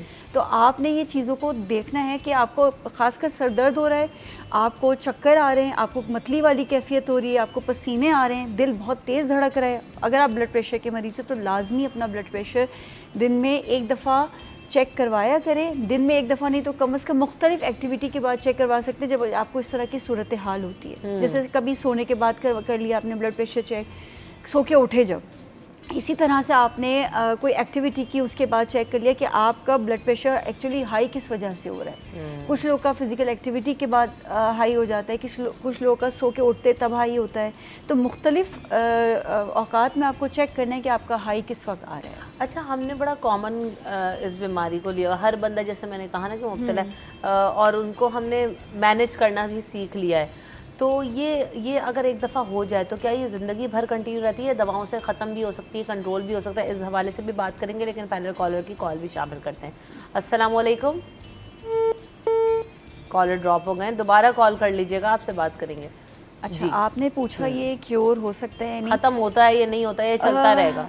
ब्लड प्रेशर जब एक दफ़ा हो जाता है ना, बीमारी मुसलसल अगर आपका ब्लड प्रेशर हाई रह रहा है तो वो ख़त्म तो देखिए नहीं हो सकता, लेकिन दवाइयों से, अपने लाइफस्टाइल से वो बेहतर बहुत हद तक हो सकता है और आप बिल्कुल नॉर्मल हेल्दी लाइफ गुजार सकते हैं। लेकिन आपको अपनी लाइफ के अंदर चेंजेस लानी होगी। ये प्रिवेंटेबल है। क्या ज़रूरी है? लाइफ जैसे हमने बताया, रेगुलर एक्सरसाइज, कम से कम 20 मिनट की कोई भी फिज़िकल एक्टिविटी, चाहे वो जॉगिंग हो, चाहे वो भागना हो, चाहे वो वॉकिंग हो, चाहे वो स्विमिंग हो, चाहे वो जिम में जाके आप एक्सरसाइज करें, चाहे वो घर पे एक्सरसाइज करें, कम से कम 20 मिनट आप अपने लिए निकालें, ये बहुत ज़रूरी है। और तेज़ तेज़ कोई ऐसे जिसमें आपका पसीना निकले। इसी तरह से आपने हम लोग का देखा है, अमूमन बड़ी हमारी कॉमन है कि हम नमक हमारे खानों में होता है लेकिन हम फिर भी ऊपर से छिड़क के खाते हैं। ये मैं वो वाली कैटेगरी में हूँ। ये अपने आप को ज़रा थोड़ा सा हमें मुझे बहुत डांट पड़ती है सरकत पे, लेकिन मुझे फ्रूट्स में भी डाल के खाना है, खाने में भी, आप देखिए फ्रूट्स वैसे उसके अंदर नेचुरल मिनरल्स वगैरह सारी चीज़ें होते हैं, तो आप उसको कंट्रोल करें। अच्छा, ये और भी बताएगा, कॉलर है, उनके सवाल भी ज़रूर शामिल करने हैं। अस्सलाम वालेकुम। वालेकुम सलाम जी, कौन सा आप बात कर रहे हैं? मोहम्मद इकबाल कोरंगी से। जी इकबाल साहब, बताइए क्या पूछना है आपने? जी, मेरे को ब्लड प्रेशर, नींद भी आती है और हाई भी रहता है, लो भी होता है। नींद आती है तो क्या होता है, जैसे ज्यादा नींद आए, लो होता है यार, और मैं इसरोल खा रहा हूँ, यानी ये जो हमदर्द की होती है ना, फिशारी। अच्छा, वो आप हमारे साथ ही रहेगा, हम इनका कह रहे हैं। क्वेश्चन ये है कि और ब्लड प्रेशर, मसला हुआ। एक सेकंड रुके, हमारे साथ फ़ोन पे रहिएगा इकबाल साहब। वो कहते हैं ब्लड प्रेशर लो भी रहता है और हाई भी रहता है, नींद भी बहुत आती है, नींद आती है ज्यादा, पता नहीं चलता। नींद बहुत ज़्यादा आती है, पता भी नहीं चलता है उन्हें, और कोई शुगर भी है। अच्छा, शुगर, डायबिटिक भी है वो कह रहे हैं। डायबिटिक भी। और दिल का भी बड़ा मसला है। अच्छा, और कोई जो है ना वो दवा भी ले रहे हैं? हाँ, कर से फिशारी खा रहा हूँ। अच्छा, देखिए अब इनके साथ जो उन्होंने बताया, ब्लड प्रेशर हाई भी रहता है, लो भी रहता है, तो इन्होंने आपने चेक किया है कभी ब्लड प्रेशर जो आप कह रहे हैं कि लो और हाई रहता है आपका? नींद आती है ज्यादा, यानी क्या होता है, लो होता है या क्या होता है? इसलिए अच्छा देखिए, नींद अगर आपको आ रही है तो हम इसको एकदम से नहीं कह सकते लो है या हाई है जब तक हम चेक ना करें, लेकिन अगर आपका ब्लड प्रेशर हाई होता है तो हो सकता है कि आपका ब्लड प्रेशर उस वक्त कम हो, क्योंकि उसमें भी ये भी पूछना चाह रहे हैं डॉक्टर साहबा कि इनको अलामात ये हैं कि इनको ये नहीं पता कि इनका ब्लड प्रेशर हाई हो रहा है या लो होता है, ये पूछना ये चाह रहे हैं कि इनको सिम्टम ये है डायबिटिक है और जो है वो कार्डियक इशूज़ भी हैं, तो और उसमें ये बता रहे हैं कि नींद इनको बहुत ज़्यादा आती है, तो वो ये पूछना चाह रहे हैं कि ये किस वजह से आ रही है, क्या हाई हो जाता है उस वक्त ब्लड प्रेशर, लो हो जाता है, क्या इनके अंदर बॉडी में उस वक्त हो रहा होता है? तो मेरे ख्याल से ये पूछना चाह रहे हैं वो। 2-3 चीज़ें हैं। हाँ, जैसे इन्होंने बताया कि इनको डायबिटिक भी है, ठीक है, अब डायबिटीज़ के लिए जो ये इंसुलिन का इस्तेमाल करते हैं या मेडिसिन पे हैं, तो एक चीज़ ये है कि कभी कभी होता है कि शुगर लेवल कम हो तो उससे भी नींद आती है, ठीक है, शुगर लेवल्स कम है। ब्लड प्रेशर अगर हाई होता है, अमूमन देखा गया है कि सर दर्द हो रहा है, चक्कर आ रहे हैं, तो उसमें नींद लोगों को नहीं आती है। हाँ, ब्लड प्रेशर थोड़ा कम हो तो उसमें थोड़ी सी गुनूदगी हो सकती है, लेकिन हम इसको कंफर्म नहीं कर सकते क्योंकि सिम्टम्स ये बहुत वेरी करते हैं, हाई में भी हो सकता है, ये लो में भी हो सकता है। तो सबसे चीज़ मैं ये कहूँगी कि अगर आपको ब्लड प्रेशर की शिकायत है तो घर में एक अच्छी इन्वेस्टमेंट है, कोई एक आला ला के रख लें, बहुत महंगा नहीं होता ये, मतलब एक ऐसा होता है घर में जो लोग रहते हैं ना, जिनके घर में कोई ब्लड प्रेशर का मरीज है, ज़रूर लोगों को सीख लेना चाहिए कि ब्लड प्रेशर कैसे आ गए, वो सही है, एक्यूरेट है? एक्यूरेट तो नहीं है, लेकिन कम से कम आपको रीडिंग्स बेहतर दे देते हैं। सही है, ठीक है, कुछ उनको एहतियात होती है किस तरह से उसको रखना है, किस तरह उसका मर्करी किस लेवल पे होना चाहिए, वो सीख लेंगे, कोई मुश्किल चीज़ नहीं है। तो हमेशा ही घर के अंदर जिन लोगों को डायबिटीज़ है, जिन लोगों को ब्लड प्रेशर है, वो ज़रूर आला रखें, ये अच्छी इन्वेस्टमेंट है। और आपको अल्लाह ना करे कोई इमरजेंसी हो तो फ़ौरन आप उसको देख सकते हैं, ब्लड प्रेशर हाई है, लो है, उसके अकॉर्डिंगली हम उसको मेडिसिन जो आपको डॉक्टर ने दिया वो इस्तेमाल कर सकते हैं। बिल्कुल सही। अच्छा, इससे पहले हम बात करते हैं मैनेज करने की और किस तरह से जो है ना वो बैलेंस क्रिएट करना है, लाइफस्टाइल पे भी हम बात कर रहे थे, तो उसको भी कंटिन्यू कीजिएगा प्लीज़। अच्छा, हम जैसे उसका कि क्या क्या चीज़ें हैं जिससे हम वॉक, एक्सरसाइज आपने कहा, ठीक है, इसी तरह से हमने खानों की बात कर रहे थे कि खानों में एतदाल के साथ नमक का इस्तेमाल करें। हाँ बिल्कुल आपने, और फ्रूट्स और वेजिटेबल्स, कच्ची सब्जियां जैसे खीरा हो गया, सही है, इसी तरह से फ्रूट्स में आजकल तरबूज बहुत ज़्यादा है, उसमें पानी का कंटेंट भी ज़्यादा है, ठीक है, पानी का इंटेक अच्छा रखें ताकि आपकी बॉडी से जो टॉक्सिन्स हैं वो यूरिन की फॉर्म में निकलते रहें, ठीक है। वॉक को ज़रूर अपना करें, फिर कोई भी फ़िज़िकल एक्टिविटी ज़रूर हो, और कोशिश करें कि स्मोकिंग वगैरह या कैफिनेटेड बहुत ज़्यादा कॉफ़ी का इस्तेमाल ना करें। एक आध कप तो देखिए एक्सेप्टेबल है, लेकिन लोग 4-4 कप पी रहे हैं। और स्मोकिंग बिल्कुल भी किसी भी उम्र में नहीं करना चाहिए, क्योंकि कभी ना कभी जाके कोई भी सूरत हाल जो है वो फिर जाहिर सी बात है आर्टरीज पे, जो आपकी नालियों पे पड़ेगी, और फिर नालियाँ, दिल का मर्ज, गुर्दों का मर्ज, ये सब मुतासिर हो सकते हैं। ठीक, एक कॉलर भी है, उनको शामिल करते हैं। अस्मा हमारे साथ हैं डिफेंस से। अस्सलाम वालेकुम अस्मा। वालेकुम अस्सलाम जी। अस्सलाम वालेकुम अमशा, क्या हाल है मैं आपके? अल्हम्दुलिल्लाह ठीक हूँ। अस्मा आप बताइए, आप कैसी हैं और क्या पूछना चाहती हैं आज? जी माशाल्लाह से बहुत अच्छा शो आप कंडक्ट कर रही हैं और बहुत इंफॉर्मेशन मिलती है हमें आपके शोज पे।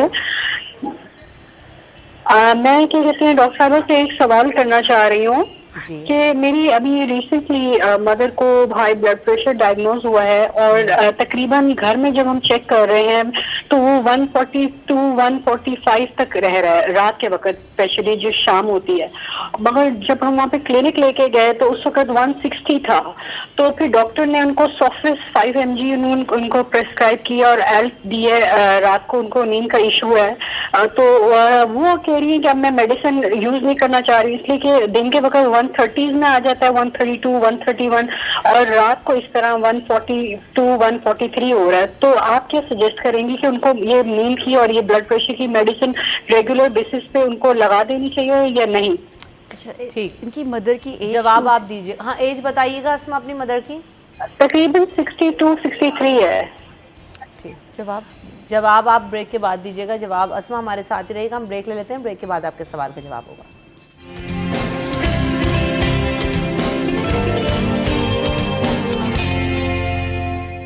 Welcome back in city at 10। तो जाने से पहले अस्मा ने कॉल की थी और अस्मा का सवाल ये था कि उनकी वालदा को ब्लड प्रेशर हाई हो जाता है शाम में, दिन में थोड़ा बेहतर है, तो क्या करना चाहिए? गोली उनको प्रिस्क्राइब की डॉक्टर ने, तो आप क्या सजेस्ट करती हैं? देखिए, सबसे पहले जो उनका जो प्राइमरी फिजिशियन है जिसने उनको मेडिसिन जी, दी जी। है, वो लाजमी जिस तरह से उसको लेने को कहा गया है वो लें, और साथ साथ उनका ब्लड प्रेशर भी मॉनिटर करते रहें, और सही। एक चार्ट बनाने कि उनका ब्लड प्रेशर किस वक्त क्या है। ठीक है। और 2 हफ्ते के बाद उन्होंने बुलाया, जब इनिशियली डायग्नोसिस होती है उन्होंने 2 हफ्ते के बाद उनको बुलाया भी होगा, तो उस चार्ट के साथ जाए कि किस तरह से मेडिसिन लेने के बाद जो है वो उनका ब्लड प्रेशर रहा। अगर वो आहिस्ता आहिस्ता कंट्रोल हो गया तो ठीक है, वरना क्या होता है अमूमन कभी कभी एक टैबलेट के साथ दूसरी टैबलेट भी ऐड करना पड़ती है अगर एक को रिस्पॉन्स ना करे तो। और क्योंकि ये डायबिटिक भी है, एज भी इनकी 60+ है, तो एज के साथ भी चेंजेस आ रही होती हैं, ठीक है। और डायबिटीज़ का भी जो है वो खून की नालियों पे असर होता है, तो मल्टीपल चीज़ें हैं जिसको थोड़ा सा मैनेज करना पड़ेगा कि शुगर कंट्रोल रहती है नहीं रहती है, क्योंकि शुगर भी अगर अनकंट्रोल रहेगी उसकी वजह से ब्लड प्रेशर बढ़ता है। सही। एक सवाल हमारे पास ये भी है कि क्या ये जो ब्लड प्रेशर की बीमारी है ये जेनेटिकली भी होती है? क्या कर रहे होते हैं माँ बाप से, पेरेंट्स से या ग्रैंड पेरेंट्स से? कभी कभी ये भी होता है ना जेनेटिकली, जी हमारे अम्मा अब्बा को तो ऐसा कुछ भी नहीं है लेकिन दादी दादा को था, फलाने को था, तो क्या ये जीन में भी ट्रैवल करता है? बिल्कुल। जिन लोगों के माँ बाप को या दादा दादी को इस तरह की होती है बीमारी जैसे शुगर या ब्लड प्रेशर, तो उन लोगों को और ज़्यादा विजिलेंट होना चाहिए क्योंकि ये उनकी जीन में आगे मुंतकिल हो रही है। वैसे तो हर किसी को अपने सेहत का ख्याल रखना चाहिए क्योंकि सेहत एक नेमत है, सेहत है तो आप हर चीज़ को एंजॉय कर सकते हैं। दुरुस्त बात है। लेकिन ये है कि जिन लोगों की फैमिली में कुछ चीज़ें रन कर रही होती हैं उनको ज़रा और ज़्यादा मोहतात होना चाहिए, अपनी खुराक का, अपनी एक्सरसाइज का बहुत ज़्यादा ख्याल रखना चाहिए। अगर नहीं रखा, क्योंकि वो जीन है, ज़रा सी भी कुछ हुआ वो अगेन आप उस डिजीज़ को आप कैच कर सकते हैं। अच्छा, एक और चीज़ हमारे यहाँ ये तासुर है कि जी बहुत ज़्यादा जब वज़न बढ़ जाता है, मोटापा हो जाता है, मोटापा खैर बहुत सारी बीमारियों को लीड करता है और नहीं होना चाहिए, उस पर तो हम खैर बात, उस पर तो कोई दो राय है ही नहीं। लेकिन पर्टिकुलरली जो लोग बहुत ज़्यादा मोटे होते हैं, जिनका वज़न बहुत ज़्यादा बड़ा होता है, तो क्या उनमें भी हाइपरटेंशन की जो है ना ये वजह बन सकती है? बिल्कुल बन सकती है। मोटापा अगर है तो मोटापे की वजह से एक टाइप 2 डायबिटीज़ है, अमूमन आपने देखा है वो रिलेट करती है ओबेसिटी से, मोटापे से। अच्छा, मोटापा डायरेक्टली हाइपरटेंशन को नहीं जा रहा। अब क्या होता है जब मोटापा होता है या ओबेसिटी है तो उसमें क्या होगा, कोलेस्ट्रॉल लेवल हाई होगा, वो कोलेस्ट्रॉल जाके हमारी जो नालियाँ होती हैं उनमें जमा होता है, जब उनमें जमा होगा तो तंगी हो जाएगी, रास्ते की जो खून का रवानिया है वो ख़त्म मुतासिर होगा और उसकी वजह से ब्लड प्रेशर बढ़ेगा। अच्छा, ये जो मुख्तलिफ दवाएं हम ले रहे हैं, ज़ाहिर सी बात है कि दवा अगर बनाई गई है तो वो मरीज़ को फ़ायदा देने के लिए पहुंचाई गई है। लेकिन मुस्तकिल जो ड्रग यूज़ है वो भी आपकी बॉडी को यकीनन डैमेज कर रहा होता है। अब भले हम वो ब्लड प्रेशर की दवाओं की बात कर लें तो इसके क्या किसी तरह के भी, चाहे वो मामूली हो नहीं हो, साइड इफ़ेक्ट्स होते हैं या नहीं हो सकते, होते हैं, और उनको ओवरकम या कोप अप कैसे कर सकते हैं?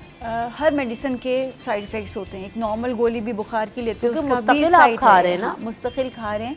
अच्छा, ये जहन में रखते ही भी जो फार्मास्यूटिकल कंपनीज होती हैं, क्योंकि ये टैबलेट चाहे वो ब्लड प्रेशर की हो चाहे डायबिटीज़ की हो, ये लाइफ आपको लाइफ ज़िंदगी भर ही लेनी है ना। तो इसकी हाँ ये होता है कि अगर एक ड्रग सूट नहीं की या उसके कोई साइड इफ़ेक्ट्स आ रहे हैं तो अपने जाके फ़ौरन डॉक्टर को बताएं कि भाई इसके दवा लेने के बाद हमें ये हमने ऑब्ज़र्व किया कि हमें ये वाली चीज़ हो रही है, तो फिर आपको उसका कोई अल्टरनेट देगा। आपने खुद से दवा लेना नहीं छोड़ ली, जो अमूमन लोग गलती करते हैं कि दवा दी, कोई साइड इफ़ेक्ट हुआ उसको और फ़ौरन से दवा लेना छोड़ दी। क्या हुआ, उनका ब्लड प्रेशर और ख़राब हो गया। आपने 1-2 दिन दवा को भी एडजस्ट करने में लगते हैं, लेकिन आपको अगर मुसलसल वो चीज़ चल रही है 3-4 रोज़ तक, किसी को बार बार वॉमिटिंग हो रही है, किसी को बहुत ज़्यादा शदीद दर्द हो रहा है, तो आपने अपने जाके डॉक्टर से डिस्कस करना है। तो फिर उसको आपको डॉक्टर ये दवा लेना छोड़ना किस हद तक नुकसानदेह हो सकता है? जैसे हम ब्रेक में भी बात कर रहे थे कि आपके अपने रिलेटिव्स में भी किसी ने दवा खाना छोड़ी तो उनको किस हद तक सीवियर ये प्रॉब्लम हो गई थी। मैं ज़रूर चाहूँगी कि हम यहाँ पर इस तरह की मिसालें भी डिस्कस करें ताकि लोगों को अवेयरनेस आए कि जी ये जो दवा लेना छोड़ देते हैं और उसको नॉन सीरियस लेते हैं तो किस हद तक जो है वो नुकसान हो सकता है। अच्छा, जैसे मैंने शुरू में डिस्कस किया था कि ब्लड प्रेशर की मुख्तलिफ अक़साम हैं, तो एक ब्लड प्रेशर जिसको हम कहते हैं मैलिग्नेंट हाइपरटेंशन, यानी कि इतना ज़्यादा ब्लड प्रेशर बढ़ जाता है कि वो ऑर्गन डैमेज करा सकता है। तो अगर आप दवा नहीं ले रहे, आपको नहीं पता वो ब्लड प्रेशर इतना ज़्यादा हो गया, कॉमनली कि हम क्या करते हैं कि हमारे सर में दर्द, लोगों को अमूमन देखा गया कॉमन सिम्टम है कि ब्लड प्रेशर हाई है, सर में दर्द हुआ, तो सर दर्द की गोली खा ली, या खून पतला करने वाली गोली जो आती है एस्पिरिन, वो खा ली। अब क्या होगा हमें नहीं पता, वो जाके हमें एस्पिरिन अगर हमने सर दर्द के लिए ली है तो वो जाके अंदर हेमरेज भी करा सकती है। ब्लड प्रेशर चेक नहीं किया, एस्पिरिन ली और हम समझे कि हमने सर दर्द के लिए ली, लेकिन उसने जाके हेमरेज करा दिया। तो वो फिर क्या होता है, ब्रेन हेमरेज हुआ, और ब्रेन हेमरेज पता है कि वो आगे चल के फालिज भी हो सकता है, दूसरा ये कि डेथ भी, इंस्टेंट डेथ भी हो सकती है।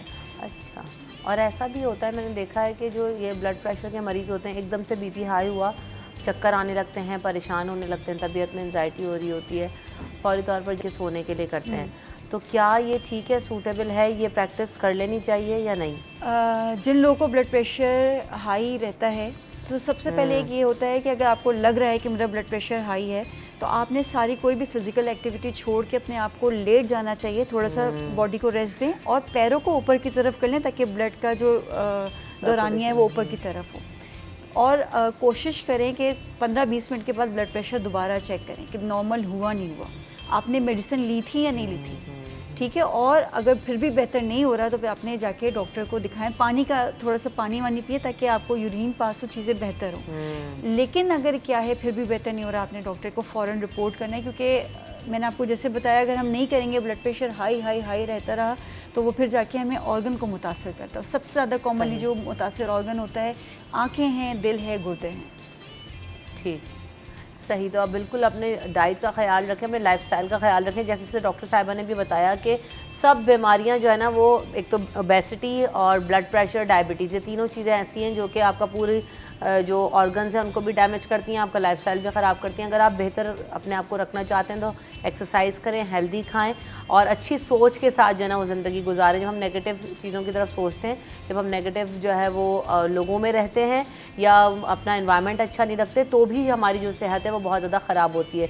डॉक्टर उस्मा, आपने हमें वक्त दिया, इतनी सारी तफसील से जो है वो आगाही दी, आपका बहुत शुक्रिया। हम यहाँ पे ब्रेक की तरफ बढ़ेंगे, ब्रेक के बाद अपने अगले सेगमेंट में हाजिर होंगे।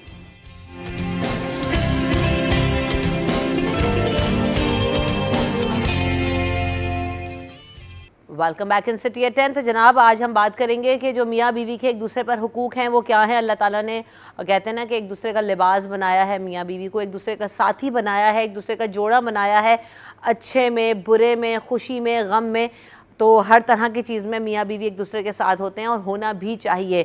लेकिन वही वाली बात है कि हुकूक और फ़राइज़ भी साथ साथ होते हैं, मोहब्बत का रिश्ता भी साथ साथ होता है, एहतराम का रिश्ता भी साथ साथ होता है। तो इन तमाम चीज़ों पर हम बात करेंगे कि एक अच्छा हेल्दी रिलेशनशिप कैसे क्रिएट किया जाता है, इस्लाम इस पर क्या रोशनी डालता है और हुकूक क्या हैं और फ़राइज़ क्या हैं। इन तमाम चीज़ों के बारे में बात करेंगे। मुफ्ती साद साहब मेरे साथ मौजूद हैं, वो इन तमाम चीज़ों पर बेहतर तरीके से रोशनी डालेंगे। अस्सलाम वालेकुम, कैसे हैं आप साहब?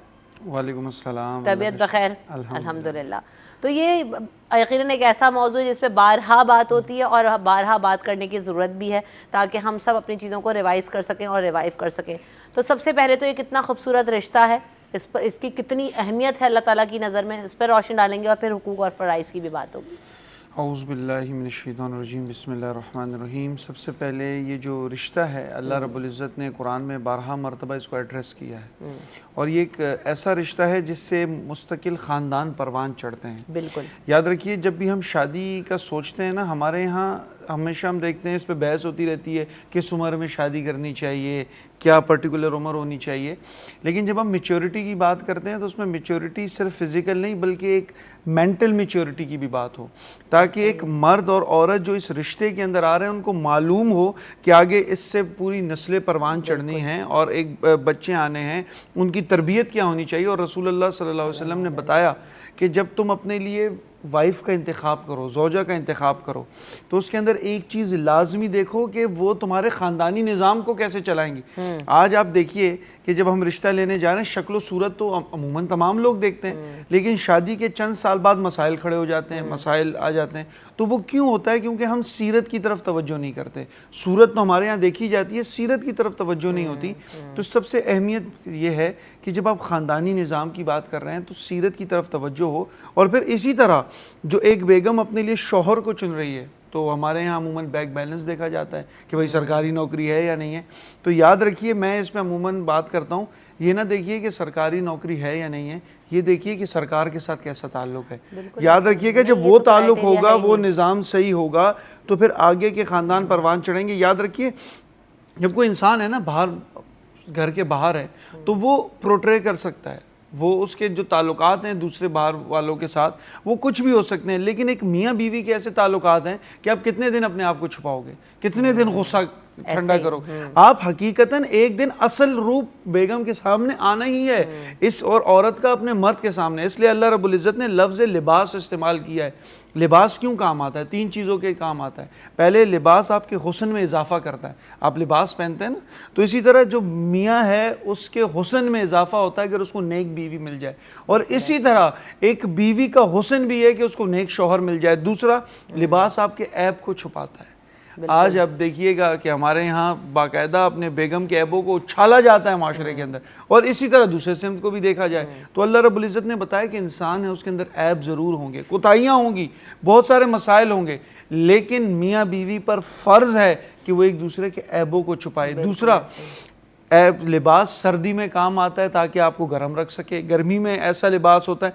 इसी तरह कि मर्द की जिम्मेदारी है कि वो अपनी बेगम को तमाम तर परेशानियों से बचा कर रखे, और इसी तरह बेगम की भी जिम्मेदारी है कि जो जो ख़ानदानी मसाइल हैं, जो ख़ानदानी परेशानी हैं, अपने मियाँ को उससे बचा कर रखे। तो ये एक बड़ा ही खूबसूरत निज़ाम है। इसलिए रसूलुल्लाह सल्लल्लाहु अलैहि वसल्लम ने फरमाया कि याद रखो, वो शख्स जो अपने अहलो अयाल के साथ अच्छा नहीं है, वो शख्स फिर अपना ठिकाना जन्नत ना बनाए। बिल्कुल ऐसा ही है। अच्छा, अब इसमें मुफ्ती साहब बहुत सारी चीज़ें हैं, और सबसे पहले बुनियादी सवाल ही कि बहस उमूमन ये होती है कि जी ख़वातीन के हुकूक बहुत ज़्यादा हैं, बीवियों के हुकूक बहुत ज़्यादा हैं।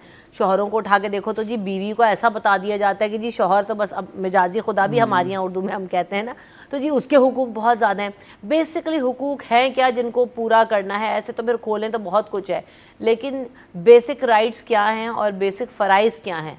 जी, मैं इस शौहर पे पहले बात कर लेते हैं। मैं आपको बता देता हूँ इस हवाले से, लेकिन मेरा एक पर्सपेक्टिव दूसरा है, मैं वो भी आपको इस हवाले से ज़रूर बताऊँगा। ज़रूर। सबसे पहले ये कि शौहर के ऊपर अपनी बीवी का हक़ ये है कि उसका नान नफ़का, जो उसके ज़रूरियात हैं, वो एक शौहर के ऊपर है, वो अपनी इस्तिताअत के मुताबिक। सही। ये नहीं कि बहुत बड़ा महल ख़रीद कर, अपनी इस्तिताअत के मुताबिक ज़रूर उसका नान नफ़का उठाना चाहिए। हाँ, अगर औरत ख़ुद से काम कर रही है या जो अपने घर मामलात हैं उसके लिए फाइनेंशियल सपोर्ट कर रही है, अच्छी बात है, लेकिन उसके ऊपर हुक्म नहीं है ये उससे पूछा नहीं जाएगा, मर्द से पूछा जाएगा। इसी तरह एक औरत का अपने मियाँ का ख्याल रखना, उसके बच्चों की अच्छी तरबियत करना, उसके घर को संभालना, ये एक औरत की जिम्मेदारी है। लेकिन मैं इस पर एक बात कहूँगा, हमारे यहाँ पाकिस्तान में मुख्तलिफ उलमा को सुनते हैं, मुख्तलिफ लोगों को सुनते हैं, वो एक लफ्ज़ बड़ा इस्तेमाल करते हैं, शरीयत के अंदर हुकूक हैं। ये बात भी होती है, एक औरत का हक़ है वो सिर्फ अपने मियाँ की खिदमत करे, सास ससुर की खिदमत ज़रूरी नहीं है। याद रखिए, जो शरीयत है ना, ये एक बाउंड्री है, बाउंड्री खींचने की, यहाँ से बाहर नहीं जाना। लेकिन ज़रूरी नहीं है कि आप बाउंड्री पर ही बैठे रहें। अब देखिए कितनी अजीब सी बात है कि औरत के लिए कहा जाता है कि वो अपने मियाँ का ख्याल रखे, सास ससुर का ख्याल ना रखे। ये घर में एक प्रोटोकॉल है, जब एक इंसान रहेगा, बुजुर्ग है, उसके कैसे ख्याल ना रखा जाए, कैसे उसकी क्या नाम है तीमारदारी ना की जाए। तो हुस्न तो इस्लाम का यही है कि आसन से आसन अमल हो। जैसे शोहर है वो जो अपनी बीवी की, उसकी जो फैमिली, उसका भाई है, उसके मियाँ भी, अगर उनको भी ज़रूरत हो वहाँ भी पहुँचे, वो अपने वालिदैन उनको समझे, उनकी खिदमत करे। और इसी तरह ये दो रिश्ते जो है ना, ये दो ख़ानदानी निज़ाम आपस में जुड़ते हैं। और हक हुकूक क्या है, जो उसकी ज़रूरत है वो इसकी ज़रूरत है, जो उसका मसला है। मैं आपको एक निकाह का डेफिनेशन बता देता हूँ, आप समझ जाएंगे। हक, ये सारी बातें पीछे रह। लफ्ज़ निकाह का क्या मतलब है? अरबी में निकाह के 3 मतलब हैं। रसूल अल्लाह सल्लल्लाहु अलैहि वसल्लम ने कभी भी अपनी हदीस के अंदर शादी लफ्ज़ इस्तेमाल नहीं किया। हमारे यहाँ उम्मन शादी ब्याह, कुरान में फ़न की हु मा ताब लकुम, निकाह करो। रसूल अल्लाह सल्लल्लाहु अलैहि वसल्लम ने अन्निकाहु मिन सुन्नती, निकाह। अब निकाह क्या है? निकाह जब बारिश की पहली बूंद ज़मीन पे गिरती है ना, और वो ज़मीन अपने अंदर पानी के वो बूंद को समा लेती है, उसको कहते हैं निकाह। जब आँख है ना, पलकें, जब बिल्कुल नींद तारी हो जाए और पलकें जम हो जाएं, उसको कहते हैं निकाह। और तीसरा बताया, जब पेड़ से शाख जुड़े और इतनी मुत्तसिल हो जाए कि पेड़ और शाख जुड़कर एक पत्ता उससे वजूद में आए, उसको कहते हैं निकाह। इसका मतलब ये है कि एक मर्द औरत की खुशी एक हो जाए, गम एक हो जाए, मसाइल एक हो जाएं, उसकी परेशानी इसकी परेशानी हो, उसकी खुशी इसकी खुशी हो, ये है निकाह। इसको कहते हैं लफ्ज़ निकाह। तो मामलात यही हैं, ख़ानदान इसी से परवान चढ़ता है कि आप तमाम लोग एक सांचे के अंदर, मतलब ये तो हो ही नहीं सकता ये मेरी बीवी के करने के काम है। ये अगर इसी तरह हम लें तो रसूल अल्लाह सल्लल्लाहु अलैहि वसल्लम घर के काम खुद करते हैं, घर के सारे काम में हाथ बटाते हैं। हम तो, हमारे यहाँ बड़े कह दिया जाता है घर के तमाम जिम्मेदारी औरत के ऊपर है, लेकिन हम रसूल को देखते हैं सफाई में भी हाथ बटा रहे हैं। हम रसूल तो करना इसको है, लेकिन ज़रूरी नहीं एक पर्टिकुलर जॉब है, आप उसकी मदद कर सकते हैं। मर्द अपने मियाँ के काम के अंदर मदद कर सकती है। तो ख़ानदानी निज़ाम हमेशा से ऐसे ही चलते हैं। तो हुकूक से बालातर होकर, एक तो है ना हक देना चाहिए, ऐसे तो हम अपने बच्चों के हुकूक से बालातर होकर मोहब्बत करते हैं, उनको सब कुछ देते हैं। तो हुकूक से दायरे से बाहर निकले। रिश्ता इतना खूबसूरत रिश्ता है। और मैं इसमें एक बात ज़रूर एंड में ऐड करूँगा, हम बचपन से सुनते हैं कि क़यामत के दिन सबसे पहला सवाल नमाज का होगा। ये इबादत में, इखलाक में सबसे पहला सवाल एक शौहर से होगा, ये बताओ तुम्हारी अपनी बीवी के साथ इखलाक कैसे थे। अगर इखलाक सही नहीं होंगे तो याद रखिए आगे के सवाल व जवाब ख़त्म। और इसी तरह बीवी से पूछा जाएगा, ये बताओ तुम्हारा मियाँ तुमसे राज़ी था। अगर राज़ी नहीं था जाने से पहले तो वहाँ भी सवाल व जवाब नहीं होंगे। तो याद रखिए इखलाकियात का सबसे पहला दायरा अल्लाह रब्बुल इज़्ज़त ने बताया। हम तो कहते हैं ना वालदा क्या है, वालदैन के आदाब, रिश्तेदारों के, पड़ोसी के, लेकिन अल्लाह ने तायुन कर दिया सबसे बड़ा इखलाक का दायरा ये है कि शौहर से पूछा जाए तुम्हारी बीवी के साथ मामलात कैसे थे, और बीवी से पूछा जाए शौहर के साथ मामलात कैसे थे।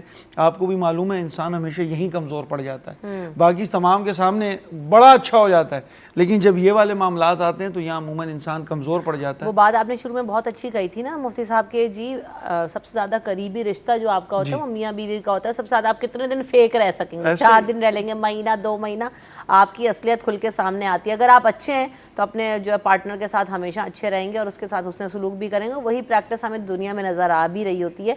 लेकिन जो अच्छा नहीं होगा वो 4-8 दिन तो बन जाएगा, उसके बाद उसको एक्सपोज हो जाएगा, फिर आपका रिश्ता भी ख़राब होगा और फिर बाकी दुनिया के मामलात भी वो लोगों के साथ ऐसे ही रन कर रहे होते हैं। बहरहाल हम यहाँ पे ब्रेक ले लेते हैं, ब्रेक के बाद वापस आएंगे, मज़ीद भी गुफ्तगू करेंगे। अगर आप भी कोई सवाल जानना चाहें तो हमें लाइव कॉल कर सकते हैं आफ्टर दिस ब्रेक।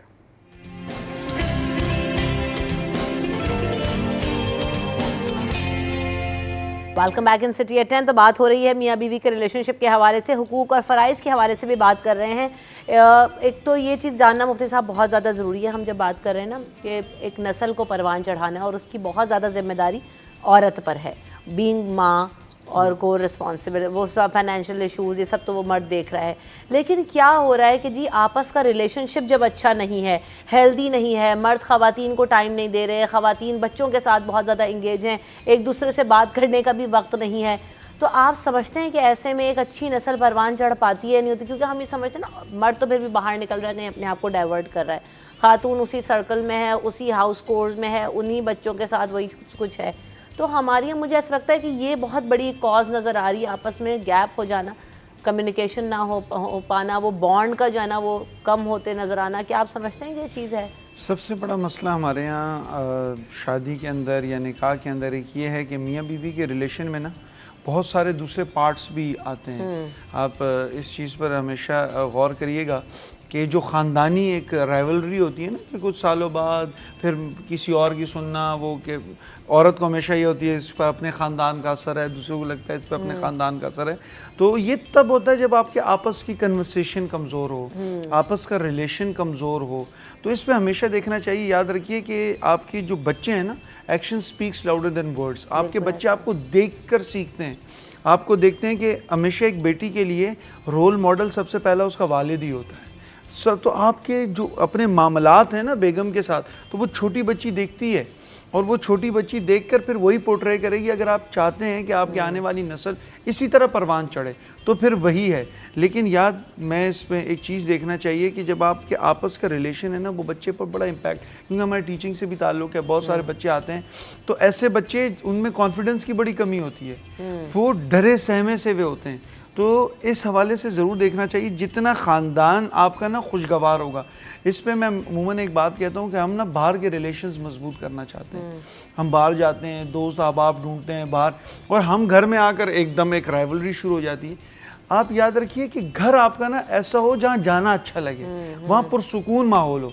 क्योंकि बाहर तो आप बहुत सारे महाज पर लड़ रहे होते हैं ना, बाहर तो हसद भी है बाहर। अगर यही चीज़ घर के अंदर हो तो फिर इंसान जाए कहाँ?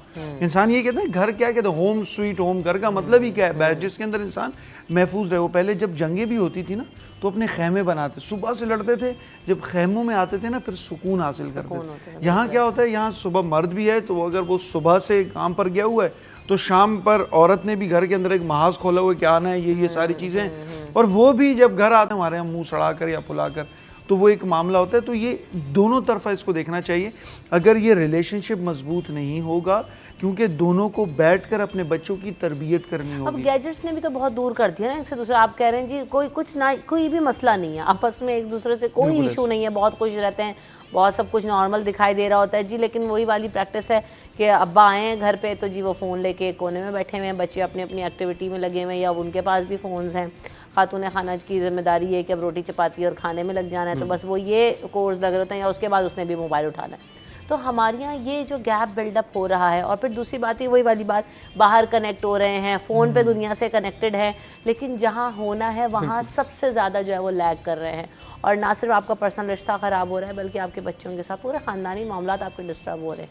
ये इस हवाले से सिर्फ पाकिस्तान के अंदर नहीं, इवन वेस्टर्न सिविलाइजेशन को ये बात समझ में आ गई है कि जो हमारे आगे आने वाली नस्ल है वो क्यों इस तरह, क्योंकि सबसे ज़्यादा इन गैजेट्स ने, इन फ़ोन ने, और इसका अगर इस्तेमाल आप देखें ना, मैं इस हवाले से पढ़ रहा था कि इसका सबसे ज़्यादा इस्तेमाल ये कोरोना की ईयर्स के बाद हुआ। हम तो ये कह रहे हैं जब लोग ज़्यादा से ज़्यादा घर की तरफ आए तो मोबाइल फ़ोन्स का इतने व्लॉगर्स उस टाइम आगे आए मंजर आम पर। तो ये जो कोरोना का पीरियड है ना, इसने और लोगों को फ़ोन के अटैच कर दिया। आजकल आप देखेंगे, अच्छा हम दूसरों के बारे में आप हमारे यहाँ व्लॉगिंग भी वो देखी जाएगी जो फैमिली मैटर से रिलेटेड हो। हम दूसरों के बारे में जानना चाहते हैं कि वहाँ क्या हो रहा है, अपने घर के मामला, अपने घर के मामलात के बारे में नहीं। कभी आप देखिएगा, आप अपने बच्चों को बुलाकर कभी बाप नहीं पूछेगा बेटा सुबह से क्या किया, क्या पूछा, क्या हुआ। आप उनसे दोस्त बनने, हम बाहर दोस्त बनते हैं, बाहर ताल्लुकात होते हैं। तो जब हम फैमिली को फैमिली समझेंगे, जब हम ये समझेंगे, और इसमें ये एक मामलात भी हैं, मैं इसमें अमूमन हमारे यहाँ एक वो भी होता है ना कि यार वो समझते ही नहीं है बात को।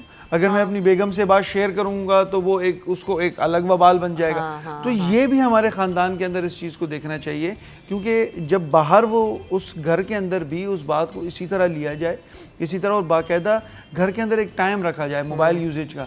आप देखें अगर कोई कमरे से निकलेगा ना तो बोलेगा लाइट ऑफ कर दो, पंखा ऑफ कर दो। लेकिन कभी आपने किसी घर पे सुना है वाईफाई ऑफ करने का भी टाइम? अरे ऑफ 2 मिनट हो जाए तो पूरा जो है ना, पता नहीं क्या हो गया, छोटे से बड़े तक को मसला हो जाता है कि यार वाईफाई कैसे बंद हो गया। तो ये एक बिल्कुल तो इस हवाले से अच्छा एक दूसरा वाइफ ऑफ हो जाए उसकी टेंशन नहीं है, वाइफ ऑफ रहे, उसका मुंह बना रहे जैसा भी है, वाईफाई बंद नहीं होना चाहिए। तो इस हवाले से एक दूसरा भी मसला है हमारे यहाँ, बच्चों की जो तरबियत है ना वो वालिदा की जिम्मेदारी है।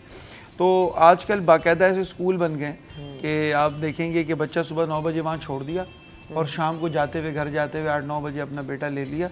बाकायदा हमारे यहाँ डिफेंस में ऐसे कैंप सेंटर्स बन गए हैं कि आप बच्चा ले आएँ, वो सुबह से शाम तक खेलते रहेंगे, शाम को वालिदा उनको ले जाती हैं। तो या तो मोबाइल फ़ोन हाथ में पकड़ा दिए जाते हैं ताकि वो तंग ना हो, या इस तरह की तमाम चीज़ें, ये जो है ना ये वालदा की जिम्मेदारी है, उसकी तरबियत करना। या ग्रैनी रख ली जाती है, यार बड़ा आसान है बस आप पालो, लेकिन पूछा आपसे ही जाएगा।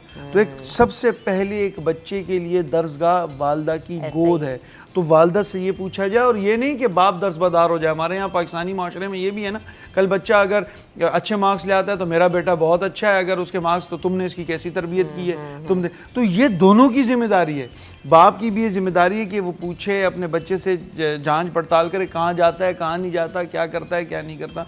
तो और मैं तो ये समझती हूँ कि साथ साहब आप शायद इस बात से अग्री भी करेंगे, रिलेट भी करेंगे। अभी हम थोड़ी देर पहले आपने ही मिसाल दी ना कि हम जब शरीयत को ले आते हैं अपने सास ससुर की खिदमत में, या जी लड़का जो अपने सास ससुर की खिदमत में अगर चला जाए तो फौरी तौर पे शरीयत और नाक जो है ना बीच में आ रही, तुम कैसे।